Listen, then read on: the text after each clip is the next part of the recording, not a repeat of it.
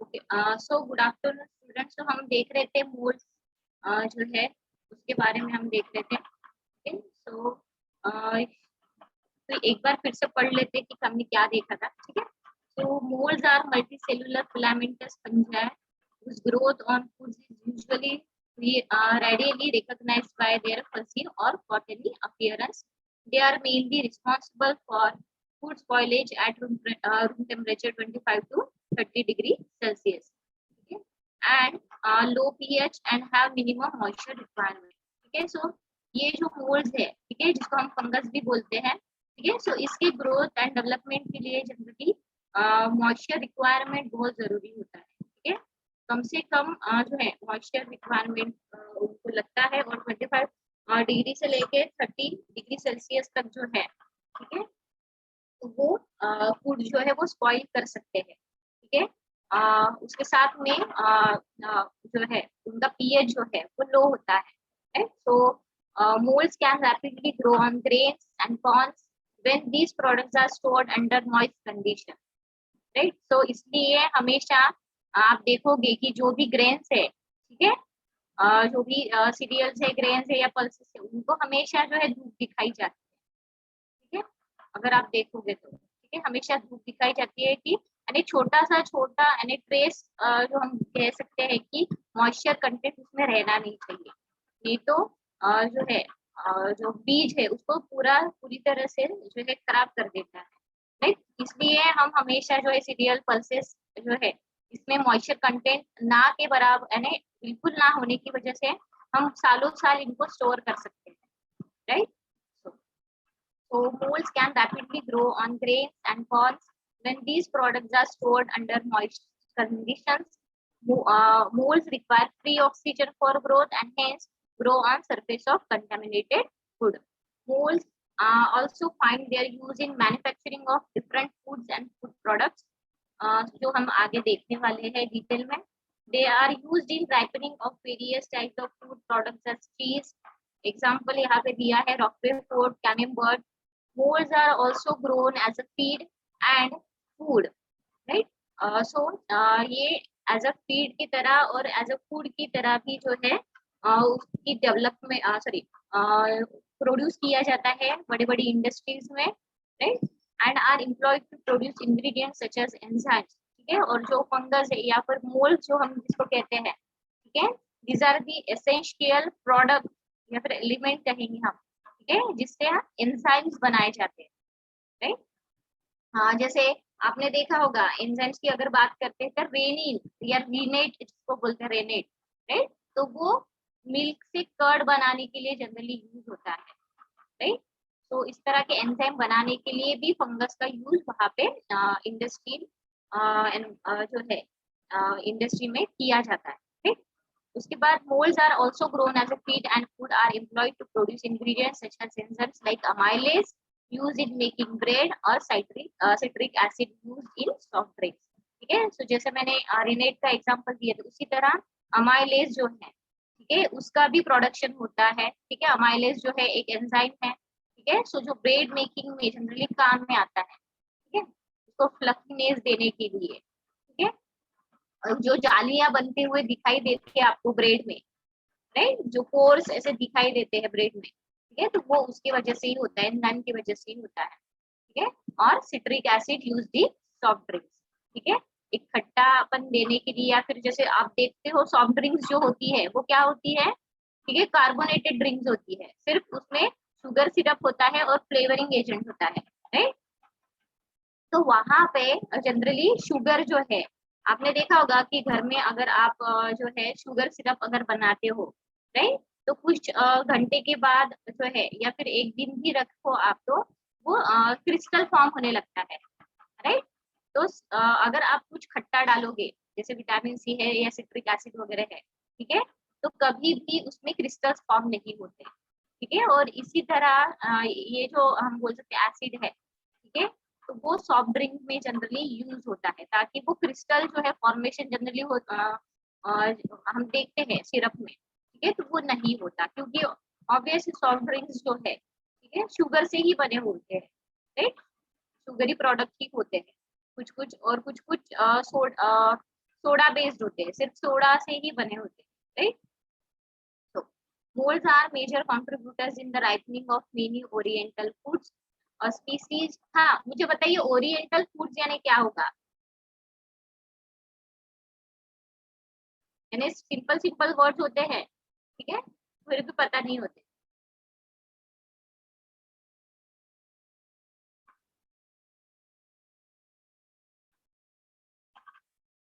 किसी को पता है? भारती भाई सर आप बताइए ओरिएंटल फूड यानी क्या होता है? ओरिएंटल फूड्स, अरे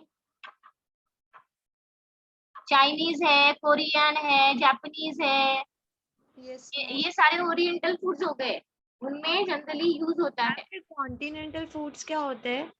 क्या क्या? कॉन्टिनेंटल फूड्स क्या होते हैं? हाँ वही है, यानी ये एक टर्म उसको यूज किया गया है।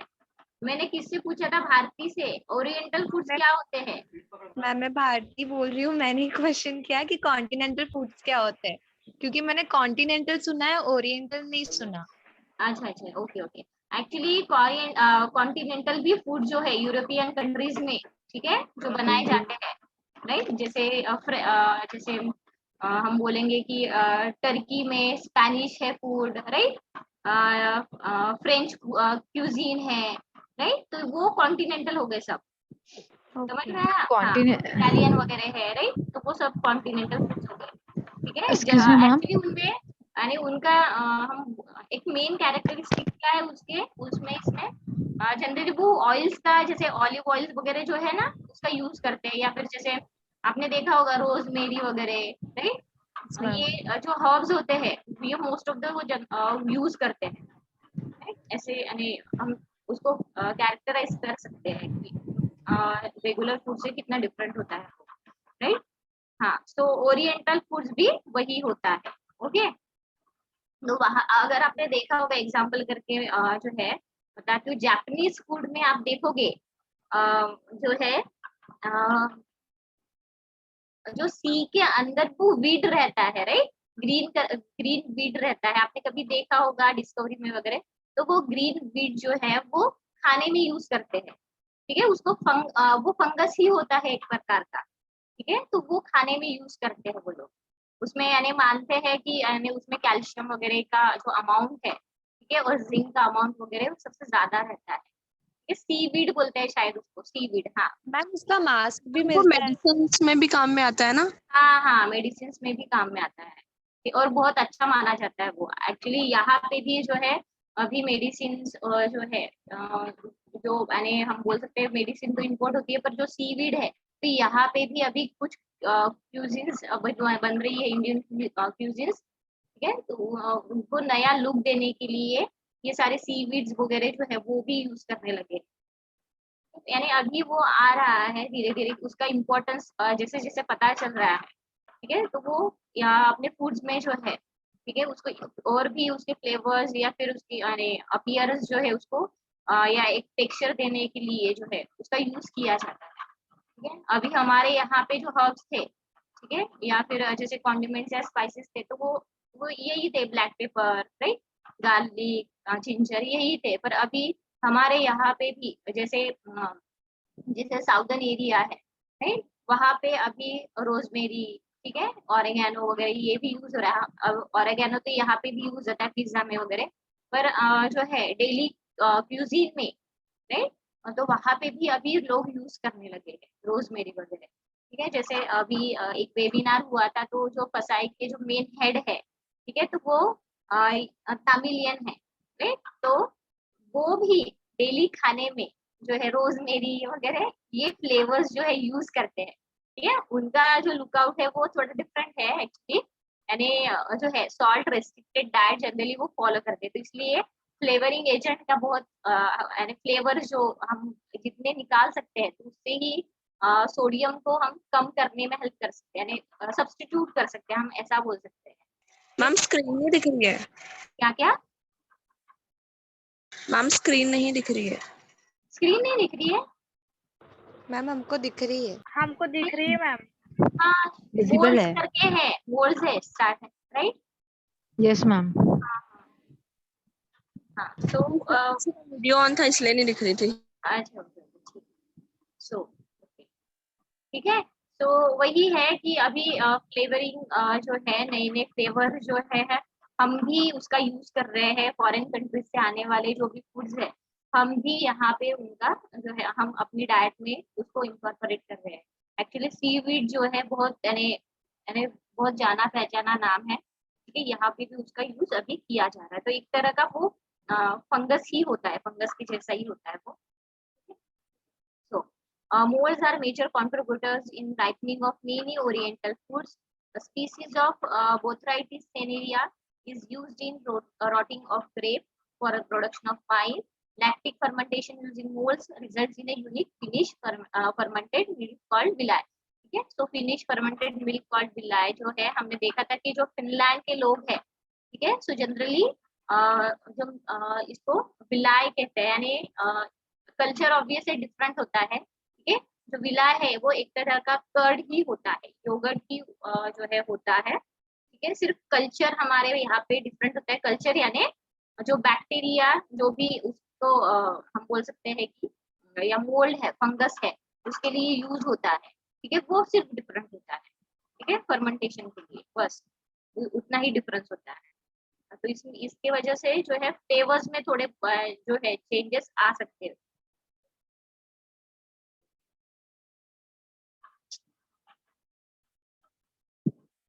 Molds of industrial importance. So industrial microbiology uses microorganisms typically grown on large scale to produce valuable commercial products or to carry out important chemical transformation. The actual reactions carried out by microorganisms in industrial microbiology are called biocatalysis. Right? So जो actual reaction होती है, ठीक है, micro organism के द्वारा जो industrial हम कहते हैं माइक्रोबायोलॉजी भी उसको कहा जाता है, ठीक है। सो वो जो रिएक्शन होती है, ठीक है, जो माइक्रो ऑर्गेनिज्म के द्वारा जो है होती है, राइट, तो उसको कैटालिसिस कहा जाता है, ठीक है। जनरली ये जो प्रोसेस होती है, ठीक है, तो वो जो इजाद जिसको हम बोलते हैं इंट्रोड्यूस हुई है, वो है अल्कोहलिक फर्मेंटेशन प्रोसेस के द्वारा ही, राइट। उससे ही जो है ये प्रोसेस इंट्रोड्यूस हुई है और ये लार्ज स्केल में जनरली यूज होते हुए दिखाई देती है process. Okay, so later on processes such as production of pharmaceuticals, food additives, enzymes and chemicals were developed. Okay, so धीरे धीरे उनमें चेंजेस हो गए, नए नए जो है प्रोसेसेस जो है उनको इंट्रोड्यूस करने दिया, राइट। धीरे धीरे वो इंट्रोड्यूस होते गए और नई नई जो प्रोसेसेस है, ठीक है, सो वो हमारे सामने आती गई, ठीक है, और बड़ी लार्ज स्केल में उसका अभी यूज हो रहा है, ठीक है। फार्मास्यूटिकल इंडस्ट्रीज हो, ठीक है, फूड एडिटिव्स इंडस्ट्रीज हो, या फिर जो एंजाइम्स बनाते हैं, ठीक है, या फिर केमिकल्स बनाते हैं, ठीक है, उनमें हो, तो इनका सबसे ज्यादा रोल जो है यहाँ पे दिखाई देता है। लार्ज स्केल में इसकी ग्रोथ और डेवलपमेंट होती है और साथ साथ में ये जो कल्चर्स यहाँ पे बनाए जाते हैं, राइट, और उसके साथ उससे रिलेटेड जो भी प्रोडक्ट जो है उनका यूज जहाँ पे होता है, जिस प्रोडक्ट में जो बनाए जाते हैं, तो ऐसे जो कल्चर्स पहले स्टार्टिंग में बनाए जाते हैं, राइट, तो वो फॉरेन कंट्रीज में भी ये कल्चर्स जो है भेजे जाते हैं। So production of molds, to multiply and grow a mold need supply of some form of organic carbon for energy, ठीक है। जैसे हमारी बॉडी जो है जब हमको एनर्जी मिलती है तभी हम काम कर पाते हैं, राइट। तो उसी तरह हर एक एनिमल बॉडी का वैसे ही है, ठीक है, एनिमल बॉडी हो या प्लांट बॉडी हो, ठीक है, एनर्जी सबको चाहिए, राइट। तो इसके लिए जो यहाँ पे बोला गया है, ठीक है, तो जो मोल्स होते हैं उनको भी ग्रो करने के लिए, मल्टीप्लाई होने के लिए, ठीक है, एनर्जी की नीड होती है। तो वो एनर्जी कहाँ से मिलती है, जो ऑर्गेनिक कार्बन है उससे एनर्जी मिलती है, ठीक है। उसके बाद जो सोर्स है नाइट्रोजन का, ठीक है, तो वो कहाँ से मिलता है, ठीक है, तो ऑब्वियस है प्रोटीन जो है उससे मिलता है। उसके साथ विटामिन सिंथेसिस जो है उससे जो नाइट्रोजन कंटेंट जो है वो मिलता है, और उसके साथ कुछ जो मिनरल्स हैं, राइट, तो वो भी उनको ग्रो करने के लिए, ठीक है, या फिर मल्टीप्लाई होने के लिए बहुत एसेंशियल होते हैं, ठीक है। यानी हम ये कह सकते हैं कि ये फूड की तरह जो है वो काम करते हैं, ठीक है। यानी उनको भी ग्रो करने के लिए, डेवलप होने के लिए कुछ लगता है, खाना लगता है, राइट। और जो हम खाना खाते हैं, ठीक है, हम ह्यूमन बॉडी जब खाना खाती है, राइट, तो तब क्या होता है, ऑब्वियसली ये जो फूड्स हम जो कार्बोहाइड्रेट, प्रोटीन, फैट लेते हैं, ठीक है, उसमें से भी कार्बन जो है, हाइड्रोजन, ऑक्सीजन जो है वो भी हमको मिलता है, right.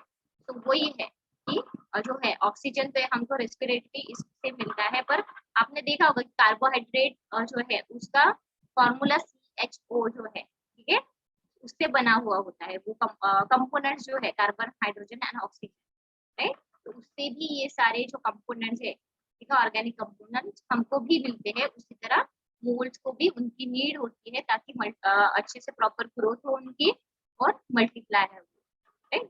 Unlike lactic acid, bacteria and yeast, mold is usually not produced in fermenters with liquid media, but on solid media like agar, rice, cereal, breadcrumbs, etc. As molds sporulates more easily on a solid surface. ठीक है, जो spores जो है सबसे ज्यादा form कहाँ पे होते हैं, ठीक है, सॉलिड सरफेस में सबसे ज्यादा जो है हम बोल सकते हैं कि जो स्पोर्स है जल्दी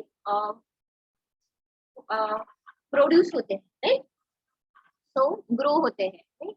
अगर आपने देखा होगा किसी से ब्रेड का टुकड़ा है, राइट, तो वो अंदर नहीं दिखाई देता आपको फंगस, ठीक है, ऊपर में ही आपको जो है उसकी कॉलोनीज जो है, राइट, वो दिखाई देती है, ठीक है। तो वही होता है कि जो फिलामेंट का मास होता है, ठीक है, तो वही फंगस कहलाया जाता है, और वो ओनली ऊपर की जो सॉलिड सरफेस होता है वहां पे ही ग्रो होता है। भले ही वो ब्रेड जो है अंदर से मॉइस्ट हो, ठीक है, पर फंगस जो है ऊपर में ही आपको दिखेगा, अंदर में नहीं दिखेगा, राइट। तो इस तरह से लगे तो जो है फूड जो स्पॉइल होता है, राइट, वो अंदर से होने लगता है, राइट। तो इस तरह पर सबसे ज्यादा आपको जो कॉलोनीज दिखेगी, सबसे ज्यादा जो ग्रोथ हो दिखेगी आपको, जो स्पोर्स दिखेंगे, तो वो सॉलिड ऊपर के सरफेस पे ही सबसे ज्यादा आपको दिखाई देते हैं। A large surface area and oxygen atmosphere control temperature and humidity as well as the strict hygiene conditions are equally important for optimal growth, right? तो उनकी जो नीड है, ठीक है, जो जिस टेम्परेचर में वो ग्रो होंगे, ठीक है, किस तरह का एटमॉस्फेयर उनको लगता है, ठीक है, तो उसके ऊपर ही जो है डिफरेंट डिफरेंट जो फंगस होते हैं, ठीक है, उनकी ग्रोथ जो है या फिर उनकी मल्टीप्लिकेशन जो है वो डिपेंड है, ठीक है। ह्यूमिडिटी तो एक मेन हम बोल सकते हैं कि कैरेक्टरिस्टिक है। ह्यूमिड जो एनवायरमेंट है वो तो मोल्ड्स के ग्रोथ के लिए लगता ही लगता है, ठीक है, सिर्फ डिफर करता है कि किस तरह का मोल्ड है, उसके लिए कौन सा मॉइस्चर कंटेंट जो है हम बोल सकते हैं एसेंशियल होता है, ठीक है। ऑलमोस्ट जो हम कह सकते हैं कि मिनिमम अमाउंट जो है मॉइस्चर का अगर होने से भी जो है वहां पे मोल्ड जो है, ठीक है, ग्रो होने लगते हैं। तो वही कारण है कि मॉइस्चर कंटेंट होना जरूरी है ताकि जो मोल्ड है उनकी अच्छे से ग्रोथ वहां पे हो सके, ठीक। उसके बाद यहाँ पे और हाँ, ये हमने पढ़ लिया। उसके बाद the original mold strains are stored in a strain bank, ठीक है। जब हम लार्ज इंडस्ट्री की बात करते हैं, लार्ज स्केल इंडस्ट्री की अगर बात करते हैं, ठीक है, तो वहां पे जो है एक प्रोसेस होती है, राइट, यानी हम पहले वो लैब में जो है, ठीक है, कुछ स्ट्रेन्स जो है या फिर जो हम बोल सकते हैं कि कल्चर है, ठीक है, तो वो वहां पे पहले ग्रो करेंगे स्मॉल क्वांटिटी में, ठीक है। अब उनको क्या करना है, इसको उसकी यानी लार्ज स्केल में उनको डेवलप करना है, तो वो क्या करेंगे, ये जो लेबोरेटरी में जो भी उन्होंने स्ट्रेन्स तैयार किए हुए हैं, ठीक है, तो वो क्या करेंगे, उसी तरह का टेम्परेचर जो है, जिस यानी फंगस के लिए जो टेम्परेचर इम्पोर्टेंट होता है, एसेंशियल है, वो मेंटेन करके उस तरह का जो एटमॉस्फेयर बना के ऑक्सीजन लेवल उतना रख के या फिर पीएच लेवल जो है उतना मेंटेन करके जो है वो पूरा एनवायरनमेंट जो है वो तैयार किया जाता है, वो एटमॉस्फेयर जो है वो तैयार किया जाता है और वहां पे फिर जो है छोटे छोटे जो लेबोरेटरी में जो उन्होंने तैयार किए हैं तो वो फैला दिए जाते हैं, right? और फिर उससे फिर जो है बाकी की और भी कॉलोनीज जो है उससे ही बनती जाती है, right? तो इस तरह से स्मॉल क्वांटिटी में पहले बनाया जाता है, फिर उससे ही जो है उसकी ग्रोथ होते जाती है large quantity. So the original mold strains are stored in strain bank in a microbiology laboratory. A small quantity, the inoculation material, is prepared to kick off the production process for every batch. ठीक है, यानी जो production है उसको बढ़ाने के लिए, ठीक है, जनरली हर एक बैच में जो है प्रोडक्शन बढ़ना चाहिए, इसकी वजह से जो है स्मॉल क्वांटिटी का यूज जो है वो वहां पे किया जाता है, ठीक है। तो और उसके बाद में जो है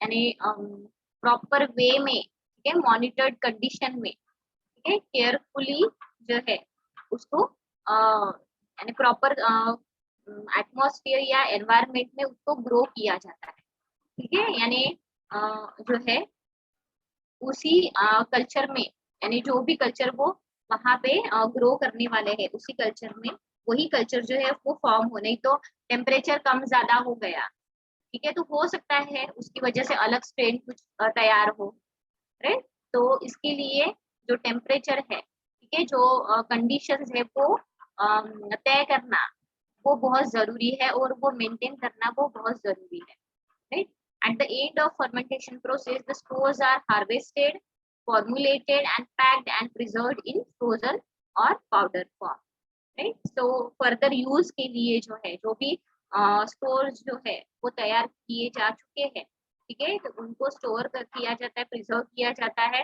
और फर्दर प्रोसेस के लिए, ठीक है, और उसको जो है पाउडर फॉर्म में एक तो रख सकते हैं या फिर फ्रोजन फॉर्म में जो स्पोर्स है, ठीक है, उनको रखा जाता है, ओके। उसके बाद मोल्ड्स इन फूड प्रोडक्शन। सो फर्स्ट है चीज making.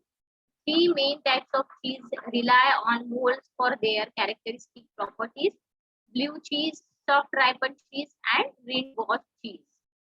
To make blue cheese, the cheese is treated with a mold, usually Penicillium roqueforti, while it is still in the loosely pressed curd form.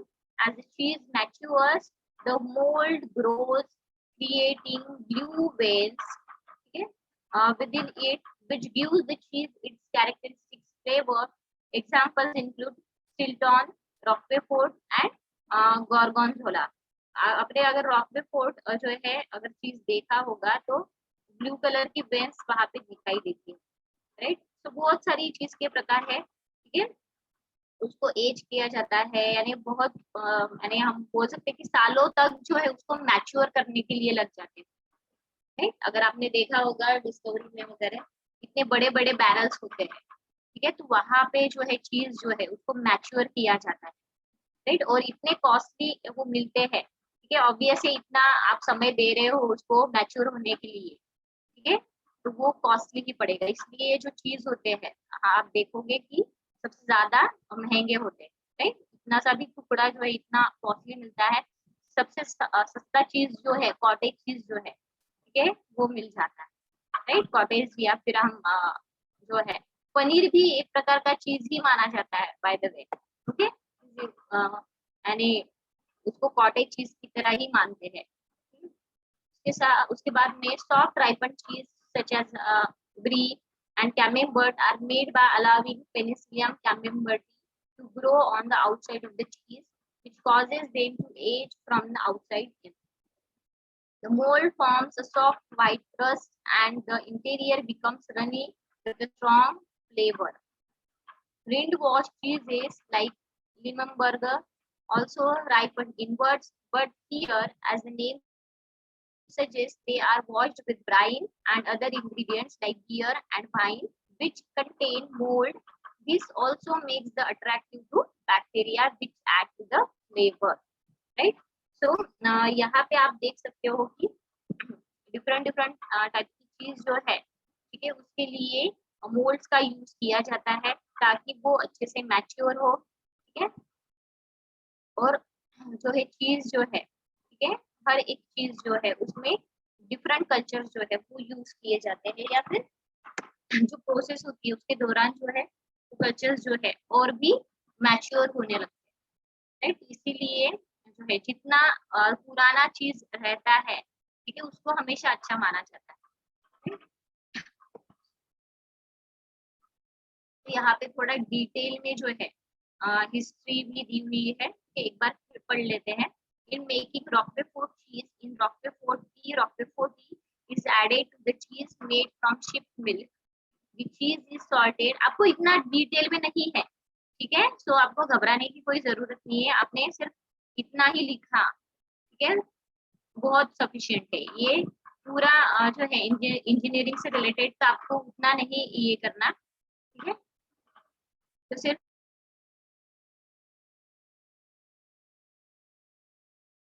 Ma'am types के बारे में लिखना ही पड़ेगा क्या?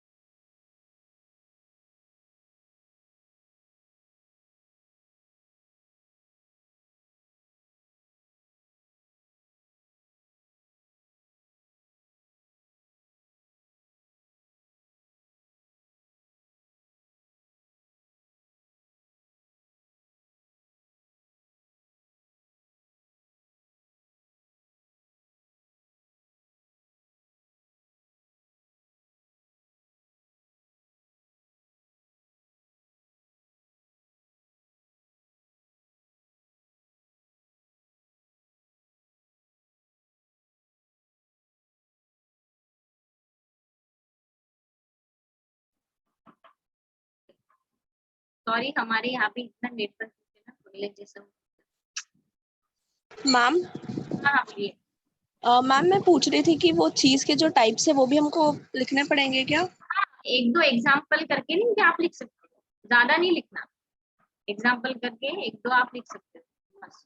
जो जैसे फूड इंडस्ट्री में कौन कौन सी चीज, सॉरी, कल्चर जो है वो यूज किए जाते हैं, जो जीनियस के यूज किए जाते हैं, तो उतना आप लिखो, और वो उनका यूज कहाँ पे होता है, ठीक है, जैसे चीज मेकिंग में, ठीक है, होता है, राइट, तो ऐसे भी लिखे तो भी चलता है। और उसके एग्जाम्पल जो चीज मेकिंग में फिर जो है कौन कौन से चीज मेकिंग में कौन से टाइप्स है चीज के उसमें यूज होता है फंगस, ठीक है, सो वो है डिटेल में आगे। तो वो मुझे डिटेल में ही देना है आपको, कम से कम कुछ तो पढ़ोगे आप, ठीक है, पर डिटेल में ज्यादा नहीं लिखना, आपको एक दो एग्जाम्पल्स लिखे तो भी सफिशिएंट है। पर आपका अभी जो है ऑब्जेक्टिव टाइप का है, ठीक है। जो भी अभी मुझे लगता तो नहीं कॉलेज शुरू होगा इस साल भी, ठीक है। जो कुछ रहेगा वो ऑब्जेक्टिव ही रहेगा ऐसा लग रहा है मुझे। तो वही है, पर आपको पढ़ना पूरा पड़ेगा, जितना नोट्स दूंगी तो वो तो पूरा पढ़ना पड़ेगा। अगर थ्योरी एग्जाम होती है तो थ्योरी में फिर आप एग्जाम्पल्स जो है 2-3 ही लिखे तो भी सफिशिएंट है। मैम थेरी बेस्ट रहेगा क्योंकि क्योंकि मैम एमसीक्यू का फेयर नहीं रहता है। राइट, हाँ, रिजल्ट के हिसाब से भी थ्योरी बेस्ट ही रहता है ना। Yes ma'am. मैम इस बार हमारा ऑफलाइन एग्जाम होगा या ऑनलाइन होगा? क्या क्या आपका ऑनलाइन ही था ना अभी भी, इस साल भी? हाँ मैम, तुम अभी ये वाले सेमेस्टर के लिए? नहीं नहीं, मुझे लगता नहीं अभी स्टार्ट होगा तो भी कॉलेज आपको कॉलेज वाले परमिशन देंगे, ठीक है। तो यानी दोनों की भी तैयारी रखिए, पर थ्योरी की भी और ऑनलाइन की भी, ठीक है। ओके अभी मैम। तक मैम आप हमें नोट्स ऐसा पीडीएफ फॉर्म में ही देंगे या जैसे आप पहले देते थे नॉर्मली वैसा मिलेगा? क्योंकि मैम नहीं हम नहीं, मैं राइटिंग स्टार्ट कर अभी देंगे। पीडीएफ फॉर्म में ही दूंगी, क्योंकि अभी तो मैं लिखते जा रही हूँ ना, तो मैं इजीली जो है वर्ड पैड में जो है सेव करके कॉपी पेस्ट करके वो पीडीएफ ही मैं आपको दे दूंगी अभी। नहीं तो मैं मैम लिखती थी ना, लिख के देती थी, तो अभी वैसा नहीं करूंगी। Okay ma'am. मैम मेरे तो फिर पास हम तो लिखने का टाइम ही नहीं है इसलिए नहीं दे सकते लिख के इस साल, इसकी ओके वजह मैम। से। ओके, सो यहाँ पे पूरा डिटेल में दिया हुआ है रॉकवेफोर्ट चीज, ब्लू चीज के बारे में। In making Roquefort cheese, in Roquefort tea, Roquefort tea is added to the cheese. ठीक है, सो ये कल्चर है Roquefort tea, Roquefort tea, ठीक है। So is added to the cheese made from sheep milk. The cheese is salted and holes made throughout the cheese for aeration and left for several days. This cheese is then allowed to age for 2 to 5 months. यानी आप देख रहे हो कितना time लगता है उसको mature होने के लिए, ठीक है, एजिंग प्रोसेस के लिए, right. The variation in time is dependent on who is going to eat it. Americans like the cheese to be new and mild, while the French prefer it to be very old and strongly flavored.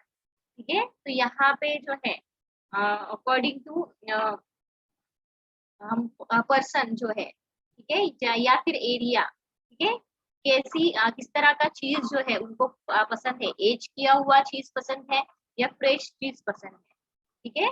किसी किसी को strong flavours बहुत पसंद होते हैं, right. तो इसलिए ठीक है, तो यहाँ पे बोला गया है कि जो अमेरिकन है, ठीक है, तो वो जनरली जो नया या फ्रेश हम जिसको बोलेंगे, ठीक है, और माइल्ड फ्लेवर जो चीज रहेगा तो वो जनरली वो लोग वो पसंद करते हैं, ठीक है। पर अगर कंपेयर करें फ्रेंच जो पर्सन होते हैं, ठीक है, तो वो स्ट्रॉन्ग फ्लेवर्ड और जो बहुत ज्यादा ओल्ड रहे, ठीक है, और यानी एज किया हुआ मैच्योर हुआ हुआ, ठीक है, वो चीज जनरली फ्रेंच लोग बहुत यूज करते थे। इसलिए आपने देखा होगा, ठीक है, मैं डिस्कवरी बहुत देखती हूँ तो मुझे बस पता है कि यानी बड़े बड़े बैरल्स होते हैं उनके जो फ्रेंच होते हैं ना, तो वहां पे जो चीज फैक्ट्रीज होती है, ठीक है, वहां पे अ, लकड़ी के जो है बड़े बड़े बैरल्स होते हैं और वहां पे चीज जो है बहुत सालों तक जो है वो एज किया जाता है, ठीक है। उसके बाद में जो एक एक करके वो बैरल निकाले जाते हैं, तोड़े जाते हैं, फिर ऐसे बड़े बड़े जो चीज के जो है सॉलिड ऐसे वो फिर काटे जाते हैं, तो वो फिर बहुत कॉस्टली मिलते हैं। तो इस तरह से जो है यानी आपको भी देखना चाहिए वीडियो, आप देखते जाइए जो है, ठीक है। मोबाइल इंस्टाग्राम वगैरह फेसबुक वगैरह थोड़ा दूर रह के जो है कुछ ऐसी चीजें आपको देखना बहुत जरूरी है, ठीक। सो Roquefort cheeses all contain the same molds but are not made with the same kind of milk, right? So यहाँ पे Roquefort के बारे में बोला गया है कि इसके बारे में हिस्ट्री भी दी हुई है आगे थोड़ा, ये स्टोरी क्या क्या है, ठीक है, कहाँ पे कौन कौन से जो है इन्वॉल्व होते हैं, ठीक है। सो तो Roquefort cheeses all contain the same mold, ठीक है, मोल्ड सेम ही रहता है, ठीक है, पर जो मिल्क यूज होता है चीज बनाने के लिए, ठीक है, वो डिफरेंट भी हो सकता है, ठीक है। So, in the United States and Canada, either goats or cow's milk is used, while in Roquefort, sheep's milk is used exclusively. This is why it is more costly, right? तो ship का milk जो है मिलना जो है वो आसान नहीं होता, राइट? और बहुत यानी कॉस्टली वो पड़ता है, क्योंकि जो है इतू सा मिल्क जो है वो निकलता है, यानी अगर कंपेयर करें काउस या गोट्स मिल्क से, राइट? और बहुत यानी कॉस्टली ज्यादा, इसलिए वो चीज भी बहुत कॉस्टली होती है, राइट? एक बात ये भी शेयर करना चाहती हूँ, जो शिप मिल्क होता है, ठीक है, एक्चुअली मैंने उसकी चाय पी हुई है, और इतनी यानी मैं बता नहीं सकती, आप काऊ मिल्क या बफेलो मिल्क की चाय क्या बोलोगे, इतनी अच्छी यानी यानी इतना फ्लेवरफुल चाय होती है, बहुत मस्त होती है, ठीक है? सो बहुत यानी ऐसे यानी जो लाइफ में आई ये चीजें तो मैंने ट्राई की, ये बहुत अच्छी टी यानी वो लगती है। So this is why it is more costly a ship excuse me ma'am, हाँ बोलिए ना। मैम आपने कहाँ पिया था वो वाला चाय?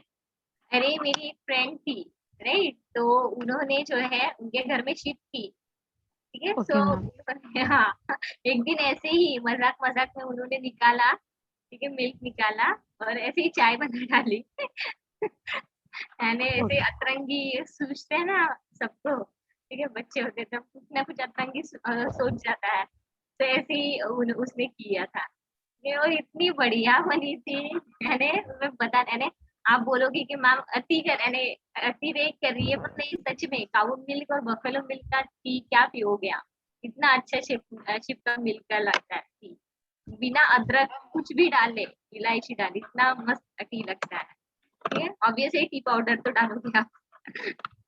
यस मैम, वो हेल्दी होता है? हाँ हाँ, मिल्क हेल्दी होता है, पर एक्चुअली अभी बहुत सारे आप देखोगे कंसेप्ट चेंज हो रहे हैं, है ना? डिफरेंट डिफरेंट डाइटिशियन के व्यूज जो है वो बहुत अलग होते हैं। कोई बोलता है जो वाइट प्रोडक्ट्स है, मिल्क हो गया, राइस हो गया या शुगर हो गया, ठीक है, तो यस मैम। यानी बोल दिया जाता है कि वो नहीं करना यूज करके, यानी हमारे बॉडी के लिए बहुत जो है हार्मफुल होते हैं, पर ऐसा नहीं है ना। अगर आप बहुत साल पीछे जाओगे, ठीक है, जो साधु संत या कुछ जो पुराने लोग थे, तो उनके पास था क्या खाने के लिए, ठीक है, काऊ से मिल्क जो है वो निकालते तो वो पीते थे, ठीक है, कंद वगैरह वही खाते थे, बस वही था ना, ठीक है? Yes ma'am. तो यानी यानी अलग यानी हम ऐसा नहीं कह सकते कि उनके रीजंस जो है वो डिफरेंट हो सकते हैं, राइट? हो सकता है कि अकॉर्डिंग टू डिसीज कंडीशन या फिर वो बॉडी जो है अलग तरह से हर एक इसके लिए रिएक्ट करने लगी है अभी, ठीक है? जैसे जैसे आप देखोगे एनवायरनमेंट जिस तरह से चेंज हो रहा है ना, हमारी बॉडी में भी उस तरह के चेंजेस आ रहे हैं, ठीक है? Yes ma'am. हाँ, तो वही है कि कंसेप्ट चेंज हो रहे हैं, हम एकदम से हम ऐसा नहीं बोल रहे कि वो एकदम से गलत ही बोल रहे हैं वो लोग, ठीक है, पर उनके कुछ कंसेप्ट है, ठीक है? तो यानी मैं बोल रही हूँ कि ऐसे किस तरह से चेंज आपको दिखाई दे रहा है कि नहीं, पहले हम मिल्क जो है उसको अच्छा मानते थे, ठीक है, पर अभी जो है मिल्क कंज्यूम ही नहीं करते, वाइट होने की वजह से, वाइट हमारे हेल्थ के लिए हजार्ड्स है, ठीक है, सो इसके लिए जो है बहुत चेंज हो रहा है। सो शिप मिल्क जो है वो भी हेल्दी ही होता है। अभी इतने जो है जैसे यहाँ पे फ्रेंच लोग वगैरह यूज करते हैं, राइट?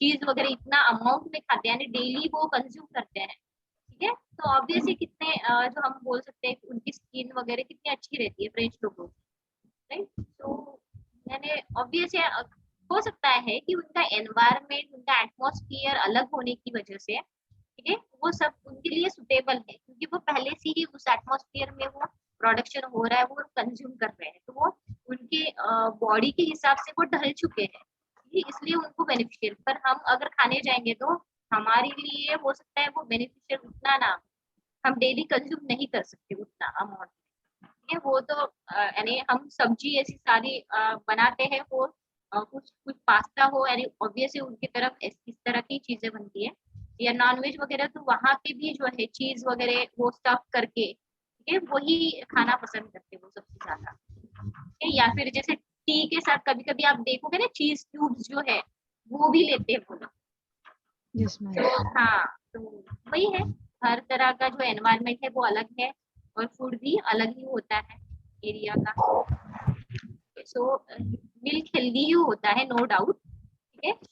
शिप मिल्क जो है, आपने देखा होगा कि न्यूट्रिटिव वैल्यू के टेबल में शिप मिल्क का जो है वो यूज किया गया है, क्योंकि बहुत हमारे इंडिया में भी आप देखोगे कि रूरल एरियाज में वगैरह शिप का मिल्क भी यूज किया जाता है, ठीक है। जिनके घर में शिप होते हैं वो करते हैं। Ma'am goat milk? हाँ, गोट मिल्क भी यूज करते हैं, शिप भी और गोट मिल्क भी, ठीक है। Okay ma'am. हाँ, so this is why it is more costly. A sheep can only give one quart of milk a day and only for 6 months of the year. Herds may in the 25 caves in the nearby mountainside. There, the shepherd boy supposedly discovered the process so many years ago. ठीक है, so किसने discover की है, ठीक है। so ये यहाँ पे बताया गया है जो चीज मेकिंग की प्रोसेस है वो। Some of these caves go down the mountain approximately 12 stories. During the 6 months that the ewes are giving milk, the entire population of the town is involved in cheese manufacturing.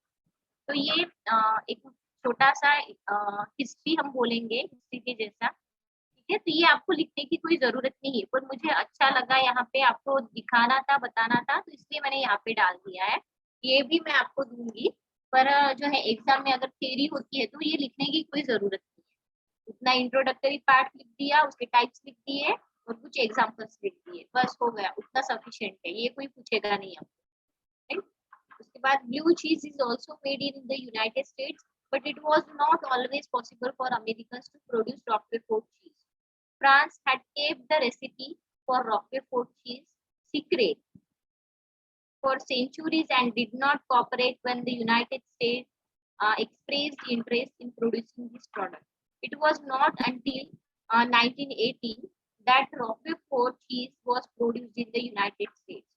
Mycologists had to first identify the fungus, ठीक है, जो fungus का study करते हैं, right. So mycologists had to first identify the fungus involved in the process and then through trial and error determine how much of the fungus should be inoculated into a given amount of cheese. ठीक है, यानी कितने amount में, ठीक है, वो fungus जो है वो जरूरी है, ठीक है, वो इनोकुलेशन प्रोसेस होती है, ठीक है। वो किस तरह से चीज को कितने अमाउंट में वो मैच्योर कर सकता है, यानी जो फंगस है वो किस अमाउंट में चीज को लगेगा उसको मैच्योर करने के लिए, उसके एजिंग प्रोसेस के लिए, ठीक है। वो उसके ऊपर जो है वो स्टडी की गई, जो भी फंगस है जो चीज मेकिंग में बहुत एसेंशियल है, इम्पोर्टेंट है, उसको आइडेंटिफाई करा गया और कितने अमाउंट में जो है वो नीड है उसकी, ठीक है, तो वो भी वहां पे जो है आइडेंटिफाई किया गया और डिटरमाइन किया गया, ठीक है, through the trial and error study के थ्रू।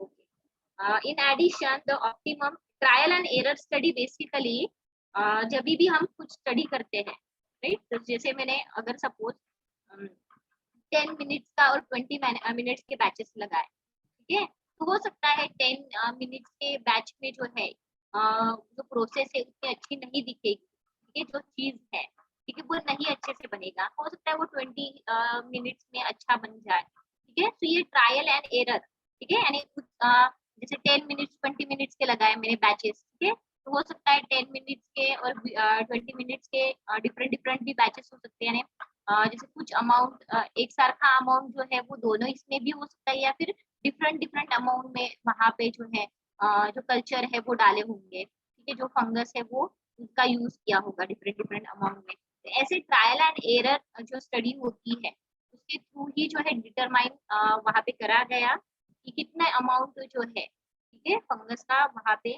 जो है लगता है, ठीक है, और चीज कितने जो है हम बोल सकते हैं टाइम में मैच्योर होता है और एज हो जाता है, right? तो इस तरह से in addition the optimum temperature, humidity and other environmental and conditions required to produce quality Roquefort cheese had to be determined as well, right? So जो है इसके साथ में जो अमाउंट हमने देखा कितना लगता है, तो उसके साथ में जो है ऑप्टिमम टेम्परेचर जो जिसके उसकी मैच्योरिटी के लिए या फिर उसकी जो फंगस है उसकी ग्रोथ के लिए जितनी भी हम बोल सकते हैं टेम्परेचर मेंटेन होना चाहिए, ह्यूमिडिटी होनी चाहिए, वो वहाँ पे मेंटेन करना जो है वो बहुत जरूरी है, ताकि यहाँ पे रॉकफोर्ट चीज का एग्जांपल दिया हुआ है, तो इसलिए उसकी क्वालिटी मेंटेन करने के लिए, उसको क्वालिटी प्रोड्यूस होने के लिए उस चीज की, ठीक है, वो डिटरमाइन करने के लिए जो टेम्परेचर मेंटेन होना चाहिए, जो एनवायरमेंट या फिर एटमॉस्फेयर मेंटेन होना चाहिए, ठीक है, तो वो किस तरह का होना चाहिए, ठीक है, तो वो वहाँ पे जो है डिटरमाइन किया जाता है, ठीक है, तय किया जाता है, ठीक है, ताकि जो प्रोडक्ट है उसकी क्वालिटी और भी अच्छी बन सके, ठीक है, और हर एक चीज का जो है मैच्योरिटी या फिर एजिंग का प्रोसेस के थ्रू जो भी टेम्परेचर या फिर एटमॉस्फेयर है वो मेंटेन हो रहा, वो डिफरेंट डिफरेंट होता है, ठीक है। तो उसके बाद जो है meat fermentation, a wide variety of molds, that is Penicillium cairocylginum and Penicillium nalgiovens, are used to ripen surfaces of sausages. Okay, sausages आपको पता है क्या होता है, ठीक है, so the mold cultures plays a role in aroma formation and improve the texture of the sausages. They also contribute to shortening of the ripening period and preserving the natural quality, and in that way expanding the shelf life of the meat product, ठीक है, तो इसलिए आपने देखा होगा कि जो sausages बनते हैं, कोई बता पाएगा सॉसेजेस यानी क्या होता है?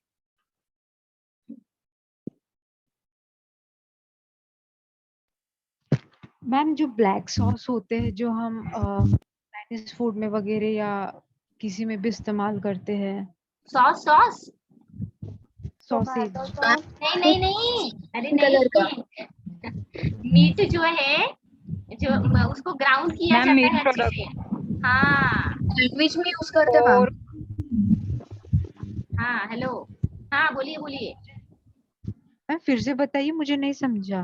जो मीट है ना, कोई भी बीफ हो, ठीक है, पोर्क हो या फिर जो भी चिकन वगैरह हो, ठीक है, उसको प्रिजर्व करने के लिए जनरली जो भी जिसका भी मीट होगा, राइट, उसको बारीक किया जाता है, राइट, और उसको एज किया जाता है, उसको सॉसेजेस बोलते हैं। आपने देखा होगा ना, जो सिलेंड्रिकल शेप में जो है वो पाइप किए जाते हैं, और ऐसे आप देखते होंगे वो जापानीज क्यूजिन में वीडियोस वगैरह देखे होंगे, लटकाए दिए जाते हैं, ठीक है, फिर यूज जैसे जैसे करते हैं फिर वो एक एक पोर्शन जो है वो काटा जाता है और वो यूज किया जाता है, हाँ वो होता समझा है मैम। मीट, वो मीट फर्मेंटेशन के लिए जनरली ये फंगस यूज किया जाता है, पेनिसिलियम कैरोजिनम, ठीक है, यानी बारीक बारीक, अरे बहुत क्या खीमा बोलते हो ना, खीमा, उस तरह से हाँ किया जाता है उसका, और वो फिर प्रिजर्व किया जाता है, हाँ, और उसको एज किया जाता है, फिर से मैच्योर कर किया जाता है, फिर मैम बट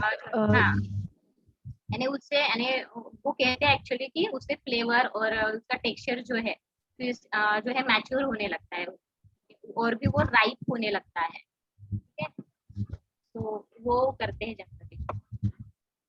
मैम ये तो हमारे फिर जैसे इंडिया में जो दूसरे प्लेसेस है, सिटीज, जो मतलब जो जैसा नागपुर हो गया, तो मैम काफी गर्म है, तो इस साइड होता है क्या, या सिर्फ जहाँ पे कोल्ड प्लेसेस है हिल साइड वहीं पे रहता है ये?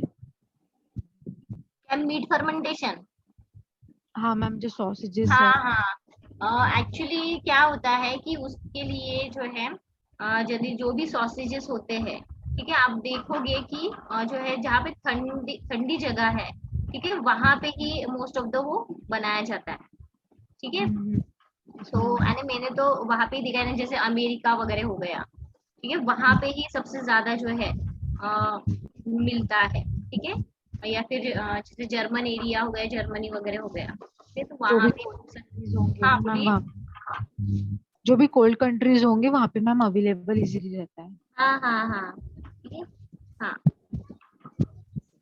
उसके बाद आते हैं जनरली, यानी हम जैसे देखते हैं कि जो सॉसेजेस है, राइट, तो उसके लिए जो इंटरनल टेम्परेचर जो है उसके मेंटेन के लिए जो है थर्मामीटर का जनरली यूज किया जाता है, यानी टेम्परेचर, इंटरनल टेम्परेचर जब कुकिंग के वक्त वगैरह नहीं क्या, तो कितना होना चाहिए, तो यानी उनका वैसा ही रहता है, ठीक है, तो वही है, यूके में वगैरह यूज जनरली किए जाते हैं वो सॉसेजेस। अब जापानीज क्यूजिन में भी शायद जापानीज में मैम हॉट डॉग में भी यूज होता है, हाँ हॉट डॉग में भी यूज होता है। हाँ, वो जैसे यानी उनका जो भी क्यूजिन है, ठीक है क्या, ठीक है। So inoculation of sausages with moles were traditionally done with the indigenous flora of the slaughters, the so-called house flora, ठीक है। उसके बाद ये सोया सॉस वगैरह मोल्ड जो है मेडिसिन में क्या यूज होता है, मैन्युफैक्चरिंग में क्या यूज होता है, वो हम कल देखेंगे। और उसके बाद ईस्ट जो है फूडबॉर्न ईस्ट क्या क्या होते हैं, तो वो हम देखेंगे, ठीक है। इसके भी एग्जांपल्स हैं, 5 एग्जांपल्स मैंने यहाँ पे डाली, इसके अलावा भी एग्जांपल्स हैं, पर आपके लिए 5 बहुत सफिशिएंट है, ठीक है। तो ये हम कल देखेंगे, ठीक है। सो थैंक यू प्रेजेंट रहने के लिए। कल मिलते हैं फिर से और नेक्स्ट क्लास में भी मिलते हैं। चलो bye, thank you all. Thank you ma'am. Thank you ma'am. Ma'am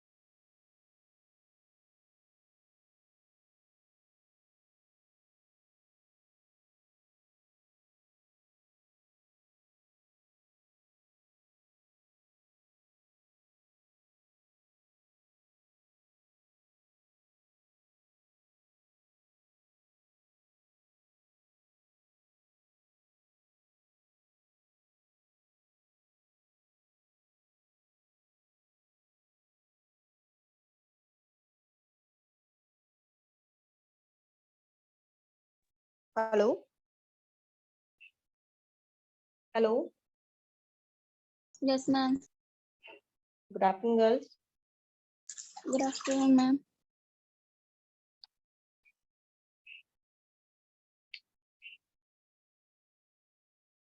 okay, तो हमारा टॉपिक क्या चल रहा था गर्ल्स? बताओ हम कौन सा टॉपिक कवर कर रहे हैं?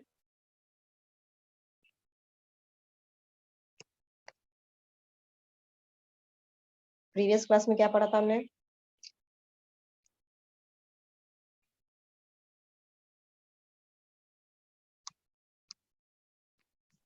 Principles of extension education. Ma'am 6 principle हो गए थे. Okay Sampada, very good. हम लोग principle of extension worker education के प्रिंसिपल्स पढ़ रहे थे, जिसमें कि मैंने आपको बताया था कि 12 प्रिंसिपल्स रहते हैं, कभी 6 भी रहते हैं और कभी 14 15 भी रह सकते हैं. डिपेंड करता है कि आप कितने प्रिंसिपल्स को कवर करते हैं. ठीक है, बीएससी के बैचलर्स के बेसिस पे मैं आपको 14 प्रिंसिपल्स बताने वाली हूँ. अगर आप इसमें एक्सटेंशन में मास्टर्स करोगे तो उसके और भी कई ज्यादा प्रिंसिपल्स है, जिसको और डिटेल में आपको आगे मास्टर्स में पढ़ने को मिलेगा. ठीक है, तो लेट स्टार्ट. हमारे 6 हो गए थे. तो कौन से प्रिंसिपल्स थे जो हमने पढ़े थे प्रीवियस क्लास में? Can anyone guess what are these principles? संपदा बताओ, ऋषिका बताओ.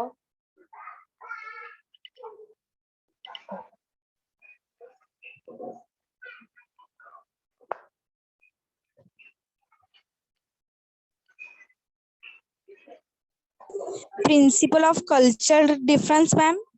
ओके गुड, एक ऋषिका ने बताया है. एंड नेक्स्ट राधिका, आप बताओ.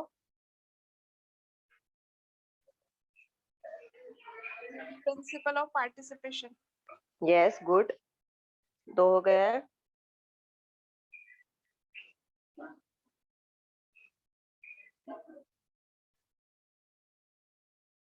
ट्विंकल आप बताओ.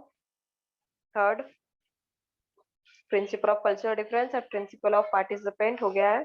नेक्स्ट बताओ.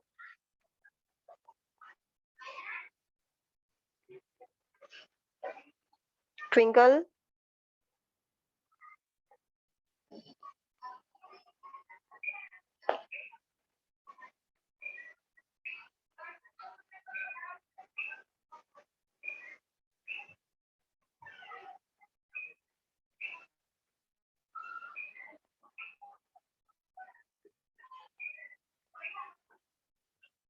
Ma'am, principle of interest and need. Okay, Lalita आप बताओ.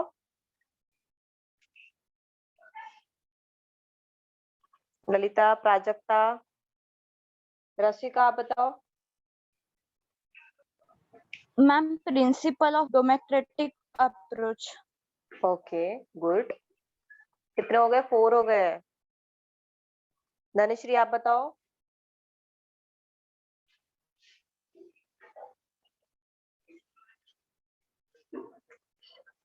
धनश्री,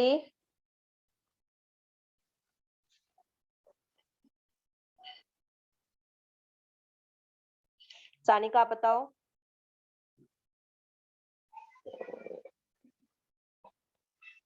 ओके, प्राजक्ता ने टेक्स्ट किया है.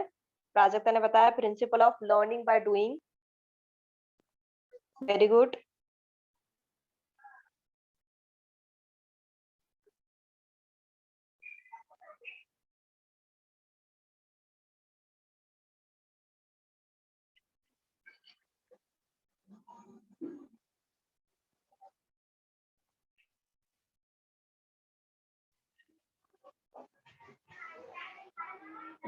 देन लास्ट वन बचा है, आपने 2 छोड़ दिए हैं. Principle of indigenous knowledge and the principle of grass root organisation. ठीक है, दीज आर द प्रिंसिपल्स जो हमने 6 पढ़े थे.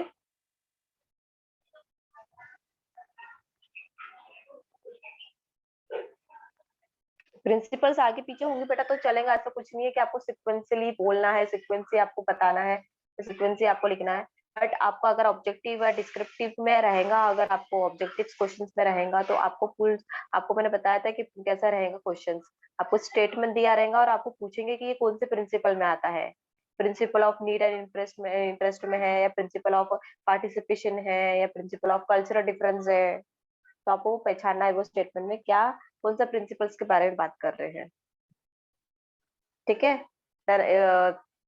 अगर कोई भी आपको ऑप्शंस रहेगा कि इनमें से कौन से प्रिंसिपल नहीं है, which of the following is not a principal of extension worker, ऐसा भी पूछ सकते हैं आपको। तो आपको बहुत सारे प्रिंसिपल्स के नाम रहे दिए रहेंगे उसमें, और उसमें कोई एक अलग होगा जो आपने कभी पढ़ा नहीं होगा या आपने कभी सुना नहीं होगा। ऐसे आपको प्रिंसिपल का एक हो सकता है जिसको आपको फाइंड आउट करना पड़ेगा कि उसमें से कौन सा नहीं है, या फिर उसमें से आपको कोई कभी हो सकता है कि आपको फाइंड आउट करना पड़ेगा कौन सा उसमें से which of the following is a principal of extension worker, तो उसमें से कोई फाइंड आउट करना पड़ेगा। तो ऐसे भी क्वेश्चंस हो सकते हैं आपको। ठीक है।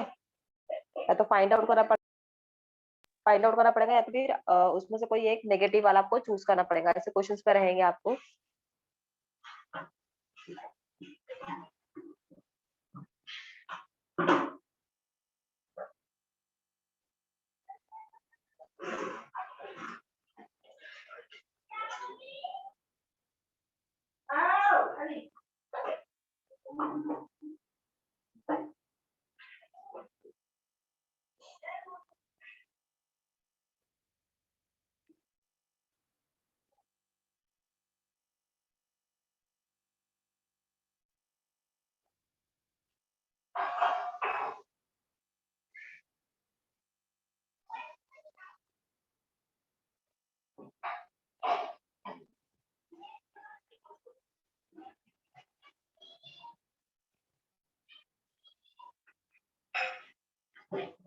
स्क्रीन शो हो रही है बेटा आपको? No, ma'am.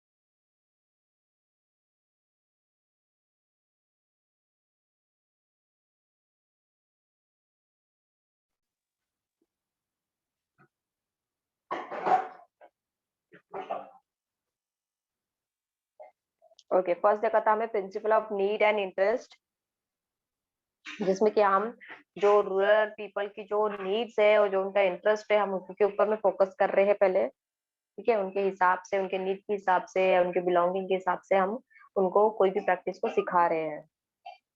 then principle of cultural difference has the extension worker, you have to know that कि वहाँ पे अलग अलग कल्चर्स के अलग अलग रिलीजियस के पर्सन वहाँ पे पीपल्स रह रहे हैं, तो आपको ऐसी प्रैक्टिसेस को वहाँ पे यूज करना है जिससे कि एक दूसरे के कल्चर्स को कोई अफेक्ट ना हो, और एक दूसरे के जो वैल्यूज है या जो उनके कस्टम्स है उनको कोई बुरा ना लगे उस चीज का। ठीक है। इस चीज का आपको ध्यान रखना है। तो सबके आपको पता है सबके लाइफ स्टाइल डिफरेंस है, सबके कल्चर से बिलोंगिंग अलग है, तो सब चीजों के अलग अलग मान्यता हो सकती है, सबके अलग अलग थॉट्स हो सकते हैं।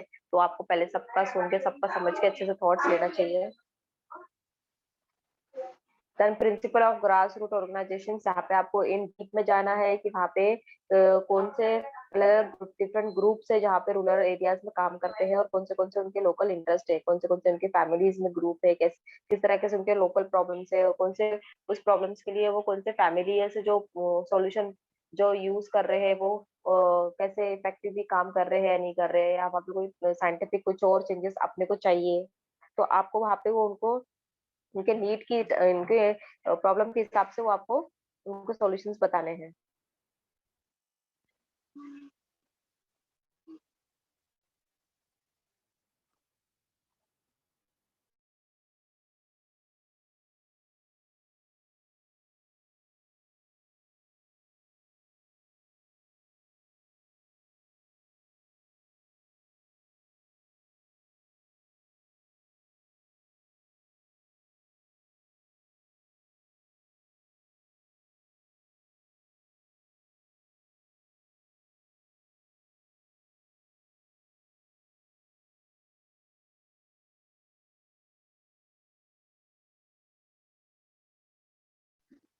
देन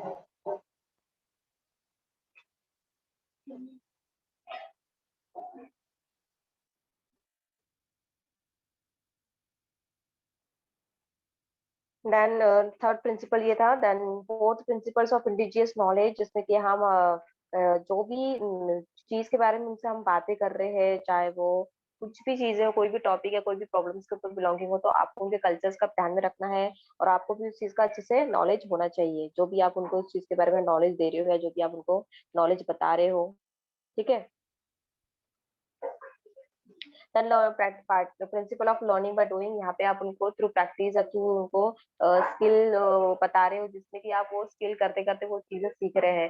जैसे मैंने आपको उनको छोटे छोटे एंटरप्रेन्योरशिप के आइडियाज बताने बोला था कि आप उनको भी दिवाली के टाइम पे क्या एंटरप्रेन्योरशिप के लिए उनको क्या सेल कर सकते हैं मार्केट में, क्या अभी मार्केट में ज्यादा बिक सकता है, तो उस हिसाब से वो लोग मटेरियल रेडी कर रहे हैं, उस हिसाब से आप उनको स्किल सिखा रहे हो, उस हिसाब से उनसे सारे आर्टिकल्स जो जो भी मटेरियल्स है वो कंप्लीट करके आप मार्केट में सेल कर रहे हो, या उसका जो भी प्रॉफिट आ रहा है फिर उनको उस चीज का आप उनको बेनिफिट दे रहे हो।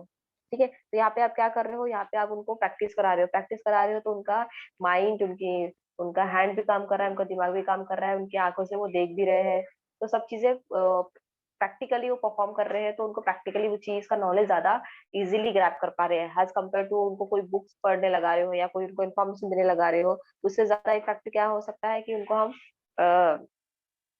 हम प्रैक्टिकली चीजें बता रहे हैं। ठीक है। तो हम उनका वर्कशॉप ले रहे हैं, उनको सेमिनार दे रहे हो या फिर उनको कोई प्रैक्टिस करवा रहे हो। ठीक है।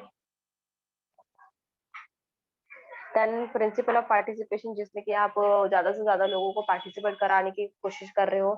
यहाँ पे मैंने आपको बताया था एक लॉजिक की, अगर आप लोगों को 100 लोगों को या 500 लोगों को आपको जमा कराना है एक एरिया में, तो आप क्या बता रहे हो, उनको मीटिंग है, साथ में आप वहाँ पे कुछ ना कुछ लकी ड्रॉज रख रहे हो या कुछ उनको डिस्ट्रीब्यूट कर रहे हो या कुछ राशन दे रहे हो या कुछ चीजें दे रहे हो। क्योंकि गर्ल्स देखो, चाहे लोग खाली पीली हो या चाहे पीपल कोई काम करने वाला हो, कोई भी अपना टाइम फ्री में नहीं देता है, तो उनको उस टाइमिंग का या उनके उस टाइमिंग का कुछ आप पे कर रहे हो या कुछ दे रहे हो उनको बेनिफिट, तो वो जरूर आएंगे पब्लिक आपके पास। ठीक है। तो आप क्या कर रहे हो, उनको कुछ ऑफर दे रहे हो कि क्योंकि मोस्टली जो रूरल एरियाज होते हैं उन लोगों की थॉट ऐसा होता है कि अगर हम ये सेमिनार अटेंड करेंगे या बच्चों को स्कूल भेजते रहेंगे या बच्चों के स्कूल में अगर हम जा रहे हैं तो हमारा काम पे कौन जाएगा, तो हमारे डेली नीड्स के लिए हमको पैसे कहाँ से आएंगे। ठीक है। तो आप क्या कह रहे हो कि आप उनको बोल रहे हो कि आप यहाँ पे आओ, हमारा सेमिनार अटेंड करो, हमारे साथ बातचीत करो और हम आपको जो भी राशन है या जो भी किराना है हम डिस्ट्रीब्यूट करेंगे इतना इतना। ठीक है। या जो भी बच्चे हैं या जो भी बच्चे में इसमें कोई भी लकी ड्रॉ निकलेगा या कोई भी इनमें से कुछ निकलेगा तो उनको बच्चों के लिए भी कई प्राइजेस रखेंगे, बच्चों को भी कुछ डिस्ट्रीब्यूशन देंगे। तो उससे क्या हो रहा है कि नंबर ऑफ पार्टिसिपेशन बढ़ रहे हैं, आपके नंबर ऑफ पीपल्स बढ़ रहे हैं, आपके ऑडियंस बढ़ रहे हैं। तो उससे क्या होगा कि आपका जो भी सेमिनार है या वर्कशॉप है उसका आउटपुट आपको ज्यादा से ज्यादा मिलेगा, ज्यादा से ज्यादा लोग पार्टिसिपेट करेंगे, ज्यादा से ज्यादा लोग आपके सेमिनार में आपके वर्कशॉप में आएंगे, ज्यादा से ज्यादा लोग अटेंड करेंगे और वो स्किल को अडॉप्ट करेंगे। अगर आप कुछ उनको सिखा रहे हो तो वो फिर घर पे जाके या फिर जो भी है छोटा मोटा एंटरप्रेन्योरशिप वो स्टार्ट कर सकते हैं। Then principle of democratic approach, extension work is democratic both in philosophy and procedures. It aims to operate through discussion and suggestions. ठीक है। यहाँ पे क्या कर रहे हैं आप, डेमोक्रेटिक अप्रोच मतलब आप चार तभी जैसे आपके ग्राम पंचायत वाले जो लोग हैं उनके साथ बैठ के आप डिस्कस कर रहे हो, सजेशन शेयर कर रहे हो कि क्या चीजें करना चाहिए, कैसे करना चाहिए। The people are left free to decide their line of actions. ठीक है। तो पीपल यहाँ पे जो भी रूरल एरिया के हैं वो लोग क्या है, उनके पास लाइन्स है, उनके पास रिसोर्सेज है, तो वो लोग सोच सकते हैं कि चीजें को क्या करना है और किस तरीके से वो एक्शंस को ले सकते हैं। The method to be adopted in the local situations with their own resources and available the government assistance. ठीक है। तो यहाँ पे मैंने बताया था कि जो भी गवर्नमेंट जो रिसोर्सेज मतलब जो भी चिप रिसोर्सेस उनके पास अवेलेबल है उनसे वो पहले देखेंगे कि इस चीज से क्या यूज हो सकता है। ठीक है। जैसे मैंने आपको बताया था कि मलेरिया के डिसीज से लड़ने के लिए वो लोग खुद के पास जो उनके रिसोर्सेज अवेलेबल है वो रिसोर्सेज से ही वो लोग मच्छरों से जो भी मोटी जो भी चीजें से कर सकते हैं। ठीक। और जो भी और नेक्स्ट जो भी दूसरी जैसे रिसोर्सेज जैसे वाटर का प्रॉब्लम हो रहा है, पानी की किल्लत हो रही है, तो वहाँ पे क्या करेंगे, जो भी रिवर है या जो भी वहाँ पे नदी है तो उसको हम क्लीनिंग कर सकते हैं। ठीक है। उसको क्लीन कर रहे हैं, उसको डिगिंग और ज्यादा करके रख रहे हैं, तो क्या होगा कि रेनी के सीजन के टाइम पे वो पानी ज्यादा से ज्यादा उसमें स्टोर होगा। ठीक है। अब जो भी वहाँ पे कुआं है उसको भी टाइम टू टाइम क्लीन कराना जरूरी है। उसमें भी एक जो गवर्नमेंट रहते हैं वो लोग एक कैप्सूल्स देते हैं जिसमें कि हर कुएं में डालने बोलते हैं साल में एक बार या 6 महीने में एक बार। जिससे कि क्या होता है कि जो कुएं के पानी में जो भी केमिकल्स है या जो भी इम्प्योरिटीज है वो क्लियर हो जाती है। ठीक है। तो जो भी क्लोरीन पाउडर है कुछ तो भी पाउडर होता है या लिक्विड वैसा एक कैप्सूल के फॉर्म में रहता है, टैबलेट जैसा रहता है, वो गोली जैसा। उसमें जितने भी 10-12 जितने भी गोलीज रहते हैं वो डालने पड़ते हैं। तो वो कारपोरेशन वाले वो भी चीज कराते हैं। ठीक है। तो उससे क्या हो रहा है कि जो भी आपके वाटर जो भी रिसोर्सेज है वो उसको आप सिक्योर। ब्लीचिंग पाउडर रहता है मैम। यस, ब्लीचिंग पाउडर रहता है। तो वो सब क्या होता है जिससे कि आपके पास जो भी रिसोर्सेस है आप उसको सिक्योर कर रहे हो। आपके पास झाड़ है तो आपको ट्रीज के बर्डिंग बताते हैं कि आप कैसे एक झाड़ से दूसरे झाड़ के साथ मिलके आप तीसरा एक न्यू झाड़ को क्रिएट कर सकते हो। ये ज्यादातर फ्लावर किस में किया जाता है। ठीक है। एक व्हाइट फ्लावर को रेड फ्लावर के साथ में बर्डिंग किया जाता है तो उसके रूट्स निकाल के उसको किस तरीके से कट किया जाता है, किस तरीके से कट करने के बाद उसको किस तरीके से वो दूसरी जो लीव्स होती है रेड रूट्स की जो स्टीम होती है उसको कैसे उसमें अटैच किया जाता है, कैसे उसको रैप किया जाता है, कैसे उसको सिक्योर किया जाता है। ठीक है। तो अगर आप रेड और व्हाइट का कॉम्बिनेशन कर रहे हैं तो आपको थोड़ा सा और पिंक कलर में या थोड़ा और लाइट लाइट कलर का रेड कलर का फ्लावर उसमें आपको ग्रो होते हुए दिखेगा। क्यों? क्योंकि जो व्हाइट कलर के जो टिश्यूज है वो रेड कलर के प्लांट के टिश्यूज के साथ मिल रहे हैं। तो दोनों का जब मिलन हो जो तो दोनों जब कंबाइन हो रहे हैं साथ में तब वहां पे जाके एक तीसरा प्लांट क्रिएट हो रहा है। ठीक है। वैसे ही मैंगो उसके भी सीड्स मैंगो उसके भी ट्रीज के साथ में किया जाता है कि एक दूसरे फैमिलीज का जो मैंगो होता है उसको दूसरे फैमिलीज के साथ में बर्डिंग किया जाता है। ठीक है। अगर वो खोबरा आम है तो उसको कोई और दूसरे जो रस वाला मैंगो होता है उसके साथ में बर्डिंग किया जाता है। तो इस तरीके से आप बर्डिंग के बारे में उनको बता सकते हो। बहुत अलग अलग टॉपिक्स है, बहुत अलग अलग चीजें हैं, बहुत अलग अलग प्रॉब्लम्स है, सिचुएशन है जिसके लिए आप अलग अलग उनको टेक्निक्स बता सकते हो। जैसे कि आप उनके गांव में ही जो चीजें आपको चीपली अवेलेबल है उस चीज को ही आप यूज कर सकते हो। ठीक है। अगर कोई विलेज में कंपोस्ट खाद नहीं मिल रहा है, मिट्टी कंपोस्ट नहीं हो रही है, उनको कंपोस्टिंग के लिए जो गवर्नमेंट जो भी उनको फंडिंग प्रोवाइड कर रही थी वो भी फंडिंग नहीं है, तो आप क्या करेंगे? अब उनको उनको हम वही चीज सिखाएंगे जो बेसिक चीज होती है जो कंपोस्ट प्रिपेयर करने में। हम उनको क्या बोलेंगे, आपके पास पैसा नहीं है, आपके पास गवर्नमेंट है के पास फंडिंग नहीं है, तो हम खुद ही अपना जो खाद है वो बनाएंगे। तो आप उनको बता रहे हो कि किस तरीके से होममेड कंपोस्ट किया जाता है। तो एक वर्मी कंपोस्ट होता है, कंपोस्ट होता है, तो आप दोनों का डिफरेंस बता रहे हो कि वर्मी कंपोस्ट में आपको वर्म्स लगते हैं, अर्थवर्म्स लगते हैं। ठीक है। अगर वहाँ रेनी सीजन है तो आपको वर्म्स इजिली मिल जाएंगे, पर वर्म्स वहां पे नहीं है तो हम उनको नॉर्मल जो कंपोस्ट होता है वो उसके बारे में बताएंगे कि ये कंपोस्ट कैसे किया जा सकता है घर पे ही। तो जो भी आपका ग्रीन वेजिटेबल वेस्ट है उसको स्टोर किस तरीके से करना है, उसको वेस्ट को किस तरीके से प्रिजर्व करना है, कैसे मिट्टी में डिगिंग करना है, किस तरीके से वो कंपोस्ट बनता है, और वही कंपोस्ट को हम हमारे एग्रीकल्चरल लैंड में यूज कर सकते हैं। ठीक है। तो प्रॉब्लम अराइज हो रही है, प्रॉब्लम अराइज होने के बावजूद हम उस प्रॉब्लम को किस तरीके से फेस कर सकते हैं और किस तरीके से फेस को वो प्रॉब्लम को ओवरकम कर सकते हैं, हम उसके बारे में उनको नॉलेज दे रहे हैं, वो भी हम डीप रूट से ही बता रहे हैं। देखो गर्ल्स भी हम लोग ज्यादातर वो लोग के पास जमीन है, लैंड है, रिसोर्सेस है, तो वो लोग ये चीजों को इम्प्लीमेंट कर सकते हैं क्योंकि उनके पास टाइम भी है, रिसोर्सेस के साथ साथ टाइम भी है। अगर हम सिटीज में अगर ये चीज करने लगाते हैं, कोई कॉलोनीज में या कोई विलेज या कोई सिटी में जाके किसी को अवेयर कर रहे हैं, तो वो लोगों के पास ज्यादातर प्रॉब्लम यही चीज रहती है, लैक ऑफ लैंड और लैक ऑफ टाइम। उनके पास दो चीजों की बहुत कमी होती है। एक तो जिसके पास टाइम होगा उनके पास जमीन नहीं होगी या उनके पास जगह नहीं होगी कंपोस्ट करने के लिए। जिनके पास कंपोस्ट करने के लिए जगह है, जिनके पास लैंड है, जिनके पास उनके बैकयार्ड्स में उनके घर के बैकयार्ड्स में बहुत सारी जगह है, फिर भी उनके पास क्या है, किस चीज की कमी रहती है, टाइम की, क्योंकि वो ऑफिस वर्कर है या जिनके पास शेड्यूल उनका पूरा टाइट है तो उतना टाइम और उतना एफर्ट नहीं दे पा रहे हैं। बट हम विलेजेस जो है जो उनके घर में अगर फैमिलीज में अगर कोई एक भी पर्सन अगर कंपोस्ट कर रहा है तो वो पूरी फैमिली उसको यूज कर सकती है, मतलब पूरे फैमिलीज का जो भी झाड़ जो भी फार्मिंग का लैंड होगा वो सब लोग उसको यूज कर सकते हैं। ठीक है।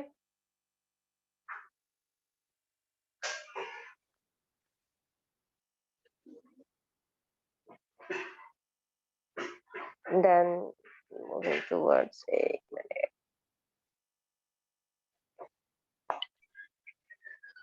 Then a principle of democratic approach. Then next a principle of whole family approach.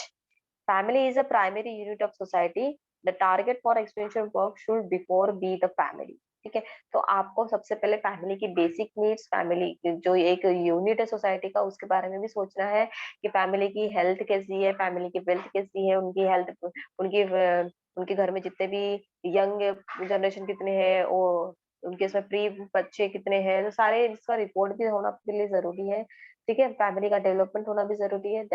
That is developing the family as a whole economically and socially. ठीक है, अगर फैमिली में अगर एक आप अगर जो हेड है या फिर जो भी फैमिली को जो रनअप कर रहा है, अगर वो अच्छे से वेल एजुकेटेड है, वेल कंसेप्ट उनको पता है कि वाई एजुकेशन इज इम्पोर्टेंट, क्यों चाइल्ड मैरिज नहीं कराना चाहिए, क्यों रिसोर्सेज को प्रिजर्व कराना है, अगर वो एजुकेटेड है, तो अगर वो सब चीजों को ध्यान में रख रहा है, तो उनकी आने वाली हर एक जनरेशन उसमें ध्यान रख रही है, तो ऑटोमेटिकली क्या हो रहा है, उनका इकोनॉमिक डेवलप हो रहा है, ऑटोमेटिकली उनका सोशल डेवलप हो रहा है। तो फैमिली में अगर एक भी पर्सन अगर एजुकेटेड हो रहा है, तो बाकी सबको वो नॉलेज शेयर करता है। ठीक है, तो बाकी सब भी उसकी प्रैक्टिसेस को, उसके नॉलेज को एक्सपीरियंस करता है, और वो उसी चीज को, उसी नॉलेज को वो अपने लाइफ में अडॉप्ट करते हैं धीरे धीरे। ओके, कई बार गर्ल्स आपने भी सुना होगा ऑर्गेनिक फार्मिंग के वेजिटेबल्स है या और ऑर्गेनिक फ्रूट्स है, तो उनका जो वो मार्केट में आपको दिखते भी है, तो उनके प्राइस ज्यादा होते हैं।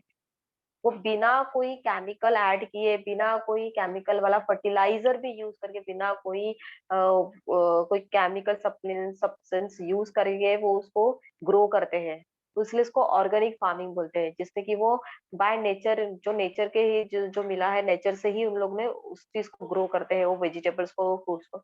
और जो फार्मिंग में जो हम खाते हैं या फिर जो हमको मार्केट में जो मिलते हैं, वो काफी आपको केमिकल से मिले, केमिकल्स के साथ मिलते हैं। जैसे कि अगर एक जगह से कहीं और ट्रांसफर करना है, तो उसके पैकेजिंग में या उसको ट्रांसफॉर्मेशन में कई ज्यादा केमिकल्स के साथ है, कहीं भी धूल के साथ मिल रहे हैं, कभी मिट्टी में मिक्स हो रहे हैं, कभी कुछ।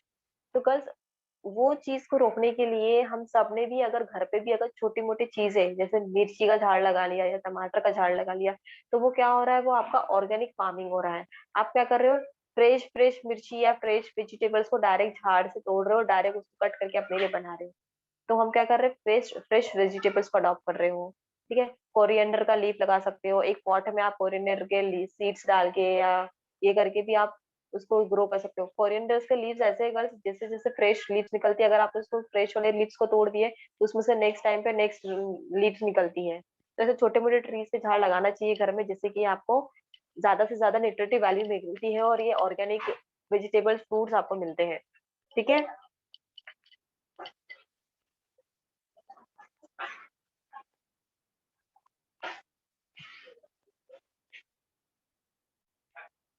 तो principle of whole family approach. Then next है प्रिंसिपल ऑफ ट्रेनेड स्पेशलाइज्ड।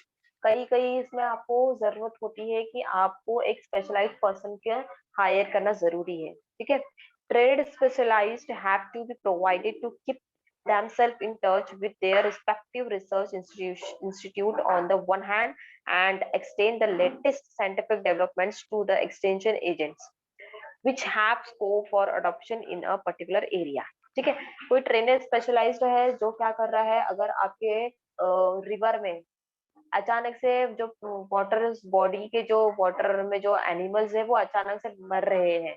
ठीक है, अगर वाटर बॉडी में वाटर एनिमल सरवाइव नहीं कर रहे हैं, मतलब वो हमारे लिए भी हार्मफुल हो सकता है। ठीक है, वो पानी को हम भी यूज नहीं कर सकते। तो आप विलेजेस ने ऑब्जॉर्व वहां पे ऑब्जर्वेशन किया कि हमारे जो नदी है या हमारे जो रिवर है, वहां पे जो मछलियां है वो अचानकली मर रही है, सडनली उन लोगों का जो डेथ रेट है वो बढ़ रहा है।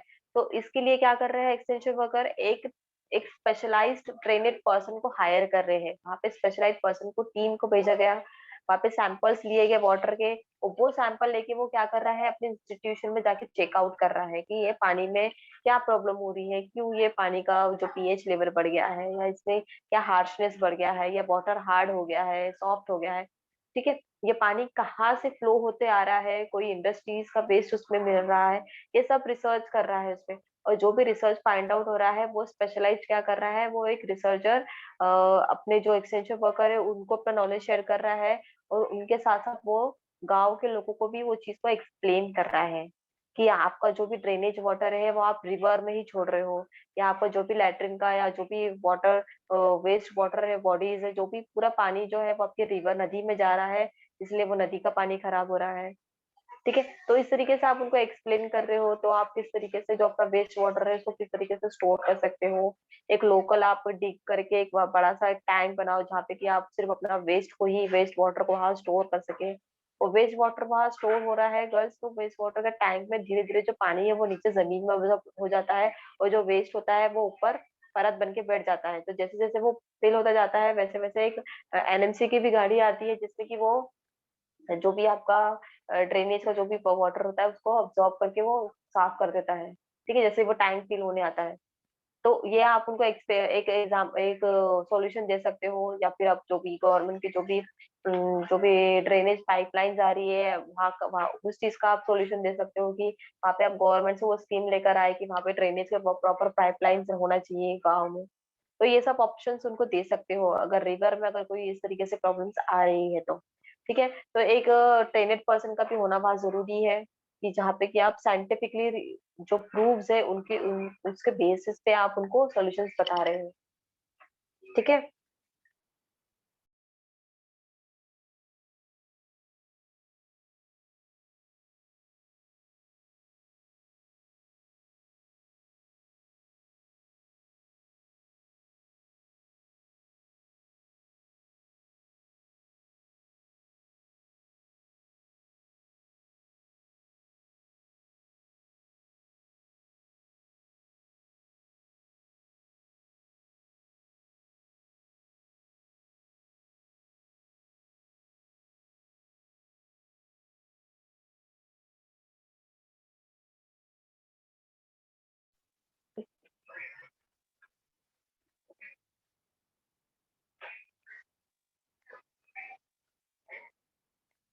सो गर्ल्स इतना समझ में आया प्रिंसिपल ऑफ ट्रेनेड स्पेशलाइज्ड।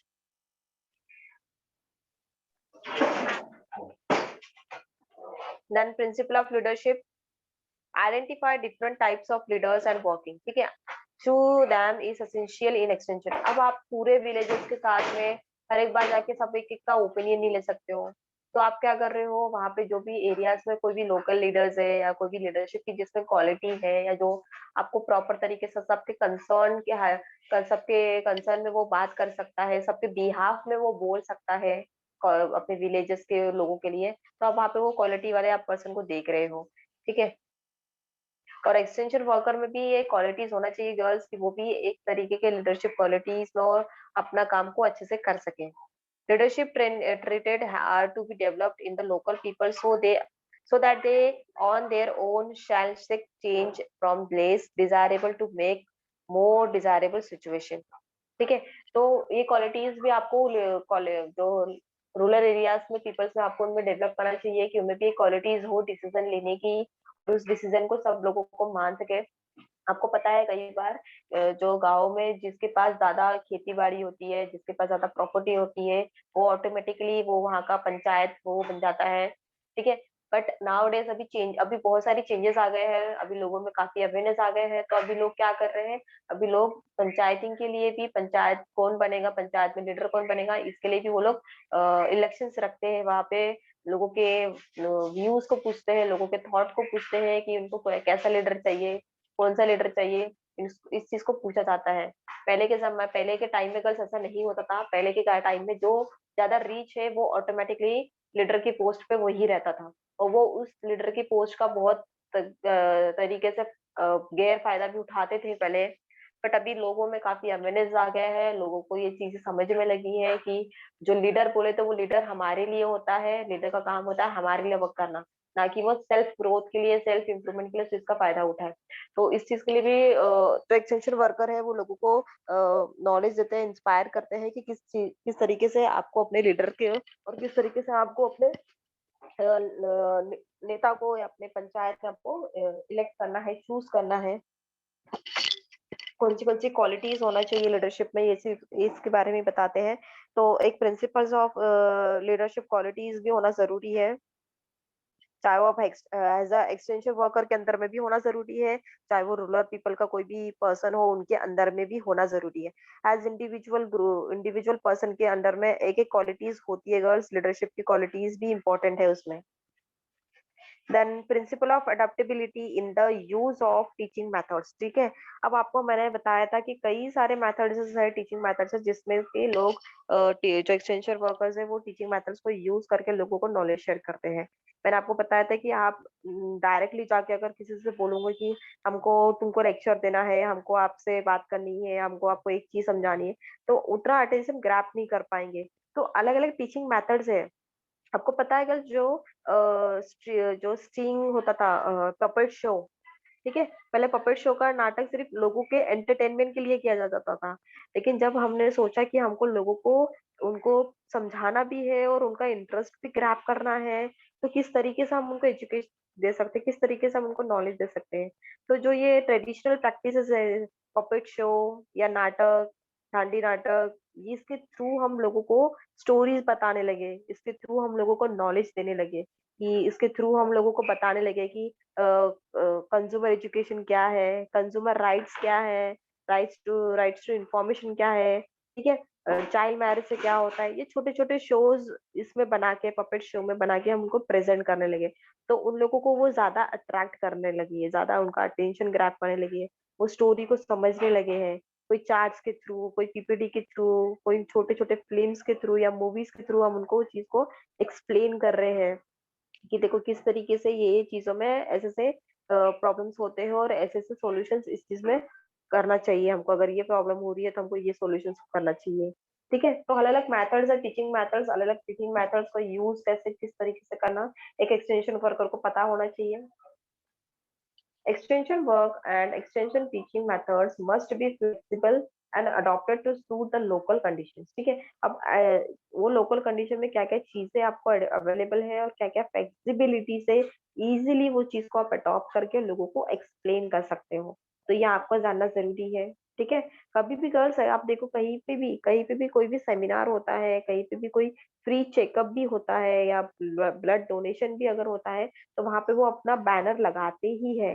वहां पे वो अपना बैनर या अपना डेट, अपना ये सब चीजों का वहां मेंशन करते हैं। तो क्या हो रहा है, आपको हर एक लोगों को इंडिविजुअल जाके बताने की जरूरत है क्या? नहीं, लोग खुद जाके उस नॉलेज को पढ़ रहे हैं, लोग खुद जाके पता कर रहे हैं कि इस दिन को, ये तारीख को, इतने बजे यहाँ पे ये प्रोग्राम है, इतने तारीख को यहाँ पे ब्लड डोनेशन है, इतने तारीख को यहाँ पे ये वाले काम का स्टार्टिंग होने वाला है। तो क्या हो रहा है, तो आपको हर एक टीचिंग मेथड्स जो होता है उस चीज का प्रॉपर तरीके से यूज करना, उस तरीके से आपको समझ में आना चाहिए। आपके ये डिपेंड करता है गर्ल्स की कि आपके ऑडियंस किस टाइप के हैं, आपके ऑडियंस कितने आपको उनके ही लोकल लैंग्वेज में या उनके ही लोकल जो उनके टॉकिंग वेज है उनके ही लैंग्वेज में आपको उनको समझाना होगा, ठीक है।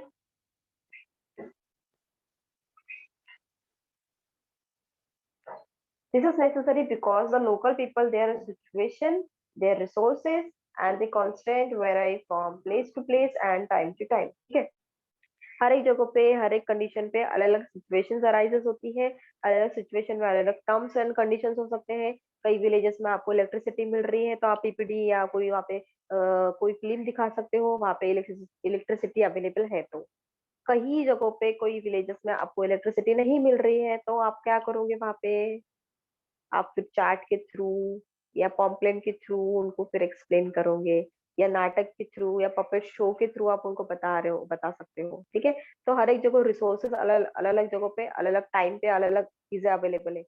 जो रिसोर्सेज वहाँ अवेलेबल है आप उसी रिसोर्सेज को यूज करके अपने टीचिंग मेथड को और इफेक्टिवली यूज कर सकते हो, ठीक है। अगर आपने यहाँ से फिक्स करके गए कि हमको तो पपेट शो, हमको तो वहाँ पे एक मूवी दिखानी है लोगों को, ठीक है, बट आप वहाँ पे जब जा रहे हो तब आप पता चल रहा है कि वहाँ पे कोई इलेक्ट्रिसिटी ही नहीं है, वहाँ पे कोई सप्लायर का कोई कोई इलेक्ट्रिसिटी वहाँ अवेलेबल नहीं है, कोई रिसोर्सेज वहाँ अवेलेबल।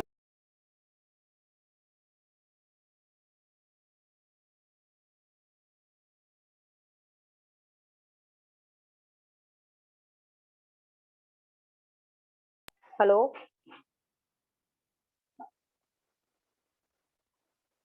हेलो गर्ल्स, वॉइस आ रही है मेरी? Yes, ma'am.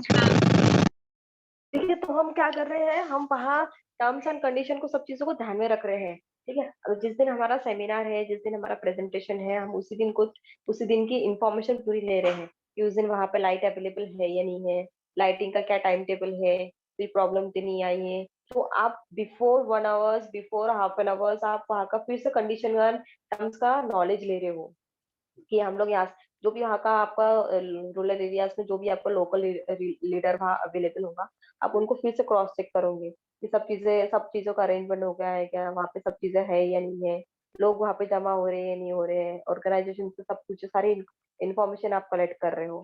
ठीक है, तो आप अपने साथ साथ एक एक्स्ट्रा सपोर्ट में भी प्लान लेके जा रहे हो कि ऐसा ना हो कि आपके पहुंचने के बाद वहाँ पे कोई इंसिडेंट हो गया और उस वजह से लाइट चली गई हो, तो क्या आपका आपका पूरा वर्कशॉप कैंसिल हो जाएगा क्या? नहीं, आप कुछ और अल्टरनेटिव साथ में लेके जा रहे हो, आप कुछ और एक एक्स्ट्रा सपोर्टिंग में प्लान लेके जा रहे हो कि चलो लाइट चले भी गई तो वी हैव अ पिक्चर्स, हम इस पिक्चर्स के थ्रू उनको बता सकते हैं, हम इस पिक्चर्स के थ्रू एक्सप्लेन कर सकते हैं। अगर कुछ इंटरवल बीच में कुछ आपको डिले आ रहा है या कोई आपको प्रोग्राम को डिले करना है, 2 बजे की जगह 4 बजे स्टार्ट करना है, तो आप लोगों को किस तरीके से होल्ड करोगे? आप उनके साथ कुछ इंटरेक्शन कर रहे हो या कुछ गेम्स खेल रहे हो या कुछ नॉलेज शेयर कर रहे हो। ठीक है, या फिर आप उन सभी जो भी आपके पास जो भी लोग आ रहे हैं, आप उनके तब तक के सबके नाम, उनके पर्सनल डिटेल्स सब नोट डाउन कर रहे हो। तो क्या हो रहा है इस तरीके से कि आप लोगों का इंटरेस्ट भी क्रिएट कर रहे हो, और जो उनको जो हाफ एन आवर का जो भी इंटरवल है या जो भी आप उनको वेट करना पड़ रहा है, वो उनको बोर नहीं होगा, उनका उनका इंटरेस्ट क्रिएट रहेगा उस वक्त में, वो उनका इंटरेस्ट कॉन्स्टेंटली क्रिएट रहने की वजह से वो एक्टिवली पार्टिसिपेट करेंगे। ठीक है, तो अलग अलग टीचिंग मेथड्स है गर्ल्स, हमको नेक्स्ट मॉड्यूल नंबर 4 में या 3rd में हमको अलग अलग मेथड्स है जिसमें हम अलग अलग मेथड्स के बारे में पढ़ेंगे।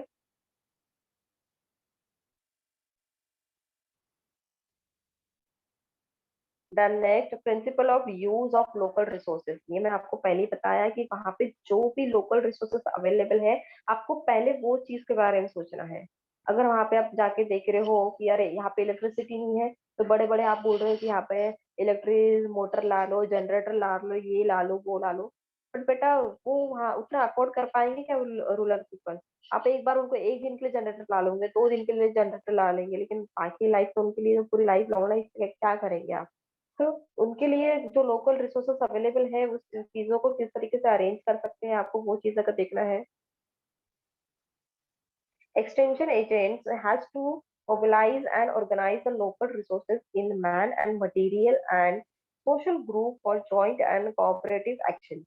ठीक है, तो यहाँ पे आप छोटे छोटे रिसोर्सेस के लिए मैन और मटेरियल दोनों देख रहे हो कि हमारे पास लोग भी है काम करने को और मटेरियल भी अवेलेबल है।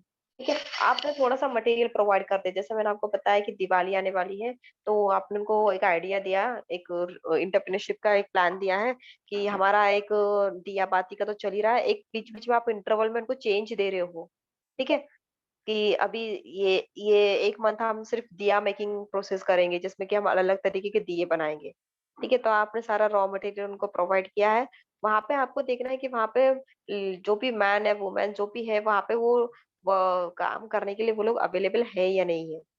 ठीक है, अगर वो लोग वहां पे अवेलेबल है, तो आप क्या कर रहे हो, आप फिर जितना भी प्रॉफिट उनका मिलने वाला है, आप फिर उनको प्रॉफिट डिवाइड कर रहे हो एज पर टू पर्सन कि कितने पर्सन ने कितने दिए और कितने प्रिपेयर्ड किए हैं और कितना पार्टिसिपेट किया है, उसके ऊपर से आप उनको डिस्ट्रीब्यूशन कर रहे हो पैसे का।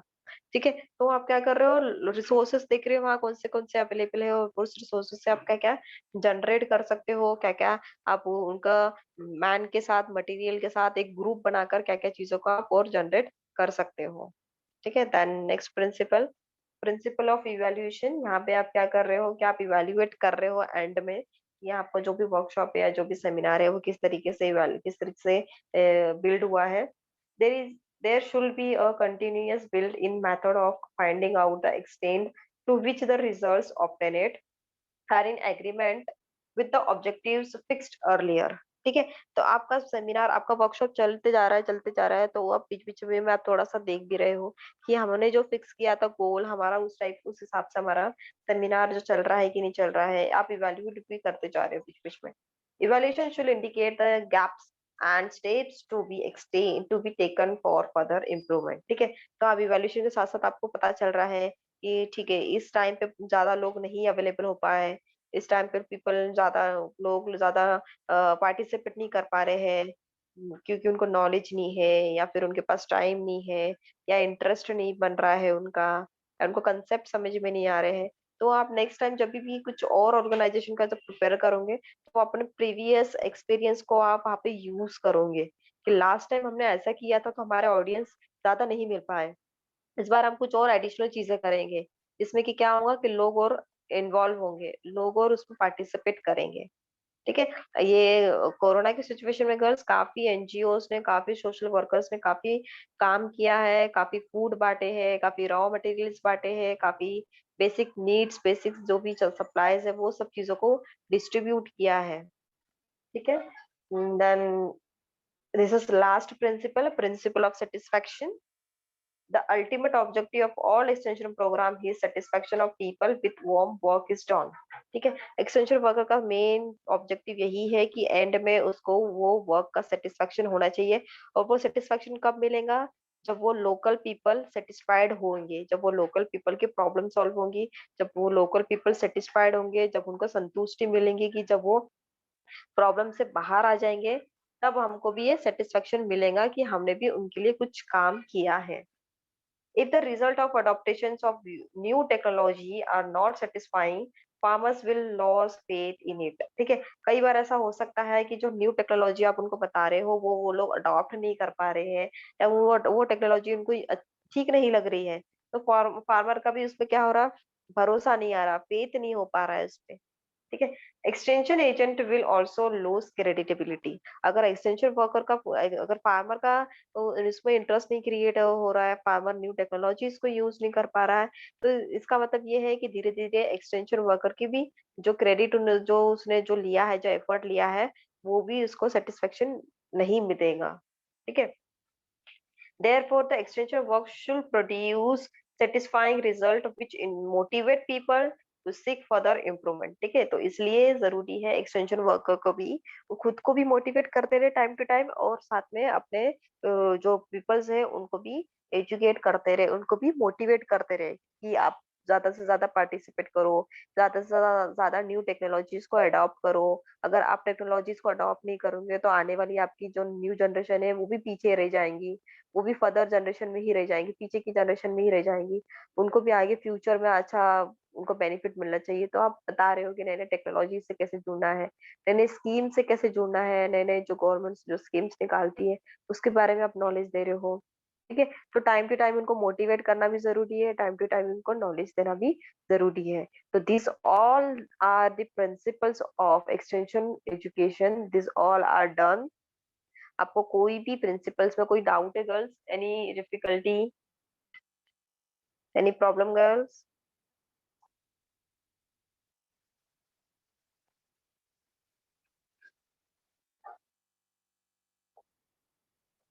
गर्ल्स कोई भी प्रिंसिपल्स में आपको कुछ प्रॉब्लम है? No, ma'am.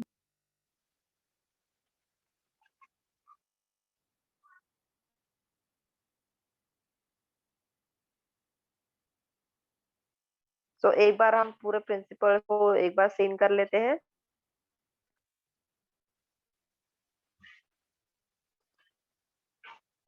नेक्स्ट क्लास में हम philosophy of principle education start करेंगे। Hello ma'am. हाँ मैम एक क्वेश्चन था। हाँ अर्शिया बोलो।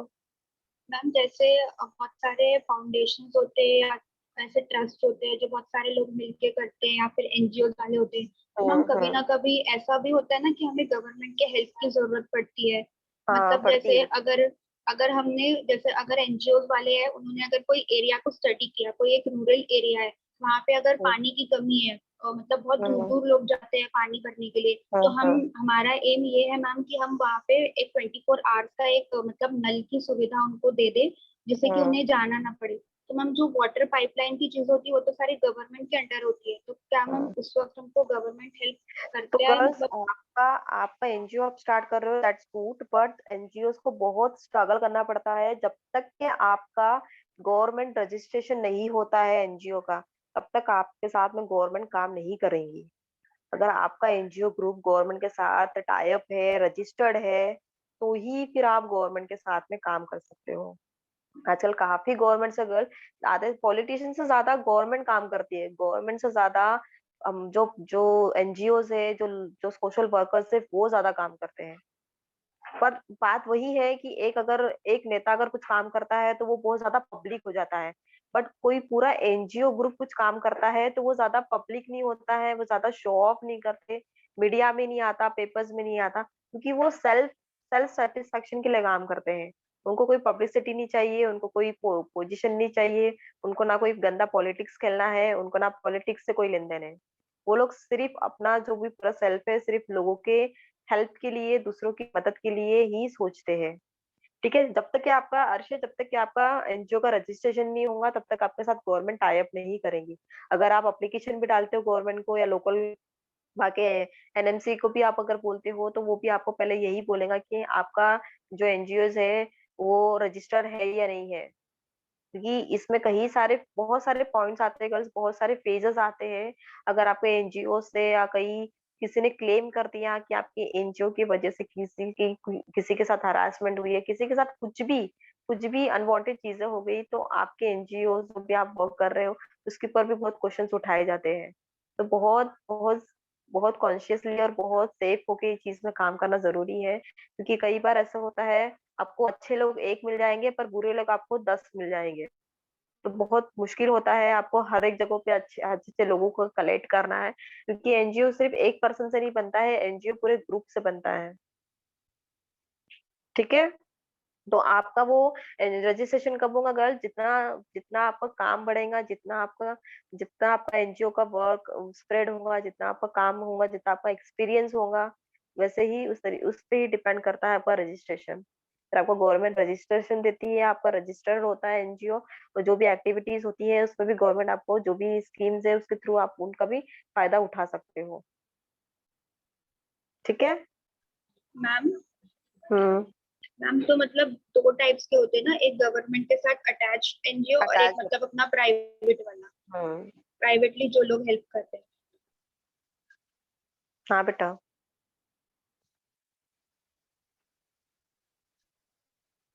जब जब तक कि आपको गवर्नमेंट से ये ऑथराइज नहीं मिलती, रजिस्ट्रेशन नहीं मिलती, तब तक कि आपका प्राइवेट ही रहता है वो। ठीक है। और प्राइवेट बहुत लोग है गर्ल्स, बहुत लोग, हर एक अलग अलग फील्ड में आपको लोग मिलेंगे। कोई एनिमल्स के लिए कर रहा है, या कोई फॉरेस्ट लैंड बचाने के लिए कर रहा है, कोई ट्रीज के लिए कर रहा है, कोई विलेजेस के लिए कर रहा है, कोई वुमेन्स राइट्स के लिए कर रहा है, कोई चाइल्ड मैरिज के अगेंस्ट कर रहा है। बहुत सारे ऐसे एनजीओ गर्ल्स, बहुत सारे। आप सत्य में विजय जो आते हैं, आमिर खान का जो एपिसोड्स, आप उसमें कभी वो चीज को देखना, वो हर बार वो वहाँ के एक्सपर्टीज को, लोकल लीडर्स को, हर एक जन को पार्टिसिपेट करता है वहाँ, कि वहाँ पे किस लोगों ने क्या क्या काम किया है, क्या क्या क्या उनके ओपिनियंस है। और बहुत अलग अलग टॉपिक्स को, और हर हर बार हर एक सेंसिटिव टॉपिक्स को लेकर आते हो। मैम ट्रांसजेंडर्स के ऊपर भी लेकर आए थे उन्होंने, चाइल्ड अब्यूज के ऊपर लेकर आया था उन्होंने, बहुत सारी चीजों के ऊपर लेकर आए थे, एसिड अटैक के ऊपर भी लेकर आए थे। हाँ बोलो। मैम जो बोलो। मैम जो कौन बनेगा करोड़पति में जो अमिताभ बच्चन का जो शो आता है उसमें भी मैम वो लोग सैटरडे को हाँ। शायद ये दिखाते हैं हाँ। कि कितने सारे लोगों ने सोशल वीर वर्क का काम किया है। वीर लोगों को लाते हो। तो बहुत सारे लोग हैं गर्ल्स जो बहुत सारे काम करते हैं। उनको किसी तरीके की पब्लिसिटी नहीं चाहिए रहती है, उनको सिर्फ लोगों के हैंड चाहिए रहते हैं, उनको सिर्फ कि ज्यादा से ज्यादा लोग उनको हेल्प करें। अगर हम ही एक दूसरे की मदद करते रहे ना, तो हमको किसी चीज की जरूरत नहीं पड़ेगी।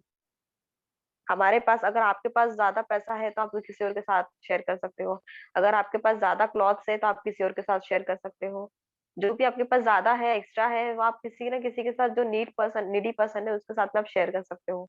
बस इस चीज का जो जो ये हेल्प का, या जो ये हम एक दूसरे के साथ जो शेयर कर रहे हैं, इस चीज का बस अच्छे तरीके से इम्प्लीमेंट हो।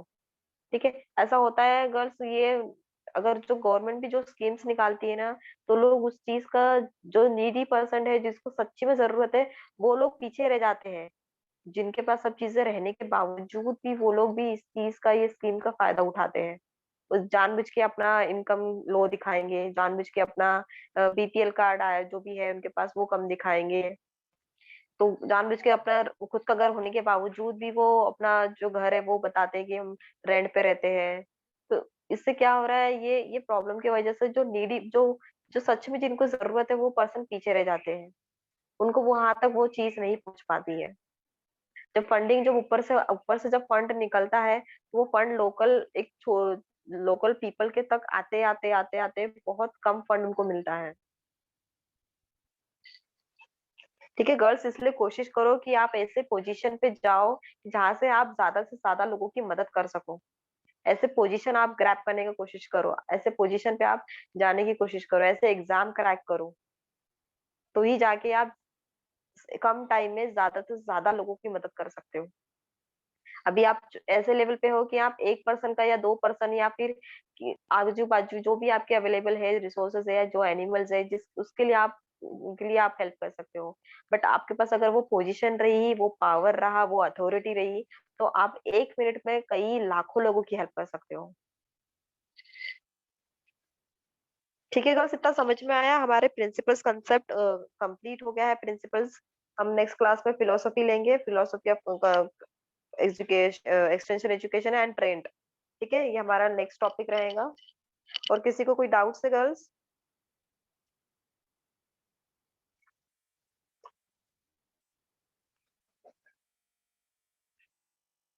हर्षिया, आप प्लान कर रहे हो क्या बेटा कोई एनजीओ के लिए, या किसी को ज्वाइन किया है अपने? नहीं मैम, बट मैं बहुत ऐसे सर्च करते रहती हूँ ये सब चीजों के बारे में, एनजीओस के बारे में। अभी मैंने मैम परसों ही पढ़ा था कि शायद नागपुर के रेलवे स्टेशन के पास कोई एनजीओ था, तो उन्होंने बहुत सारे ग्रोसरीज के किट बांटे थे। ऐसे जो लोग मतलब रेलवे स्टेशन के आसपास भी ऐसे बहुत सारे पुअर लोग देखने को मिलते हैं ना हमें, हाँ। तो वहाँ पे कोई एनजीओ ने बहुत सारे ग्रोसरीज के किट बांटी थी। मैं बहुत सर्च करते रहती हूँ। तो आपको इंटरेस्ट है बेटा, तो आप कोशिश करो कहीं ना कहीं ज्वाइंट होने की, कहीं इन्वॉल्व होने की, या फिर आप देखते रहो चीजों को, आपको फिर अच्छी पोजीशन अच्छी जगह मिल जाएंगी। जहाँ इंटरेस्ट है ना गर्ल्स, उस चीज का नॉलेज लिया करो और उस चीज से जुड़ के रहा करो, तो आपको अपना इंटरेस्ट भी बढ़ते जाएगा और आपको समझ में भी आएगा कि बेसिकली ये चीज अंदर से है क्या। ठीक है, आप ऊपर से वो एनजीओ को देख रहे हो, बट आप जब प्रैक्टिकली वो चीज को जाके पता करोगे कि वो कहाँ से फूड रिसोर्सेस ला रहे हैं, कैसे डिस्ट्रीब्यूट कर रहे हैं, कैसे टीम वर्क रहता है। मैं अभी भी बता रही हूँ गर्ल्स, एनजीओ का वर्क सिंगल पर्सन नहीं होता है, ये ग्रुप ऑफ वर्क होता है। एक पर्सन से ये काम नहीं होता है। आपको जिस चीज से इंटरेस्ट है, जिस चीज में आपका नॉलेज है, जिस चीज को आपको लगता है कि इस चीज को सिक्योर करना चाहिए, फॉरेस्ट लैंड को सिक्योर करना चाहिए, हमारे नेचर को सिक्योर करना चाहिए, ट्रीज को सिक्योर करना चाहिए, उसके अगेंस्ट आप लड़ सकते हो। काफी सारी चीजें हैं गर्ल्स अपने दुनिया अपने वर्ल्ड में करने के लिए।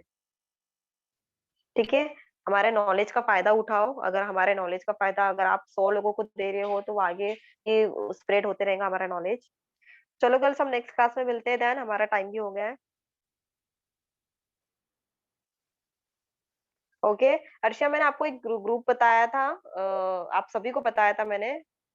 एक ग्रुप है जो सिर्फ एनिमल के फीडिंग के लिए प्रोवाइड किया गया है, जो सिर्फ स्ट्रिक्ट डॉग्स है उनको फूड प्रोवाइड करते हैं।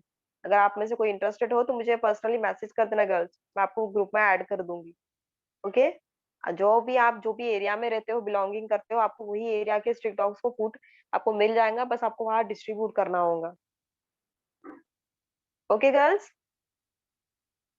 Yes ma'am. Okay, thank you बेटा। Thank you, ma'am. Thank you ma'am.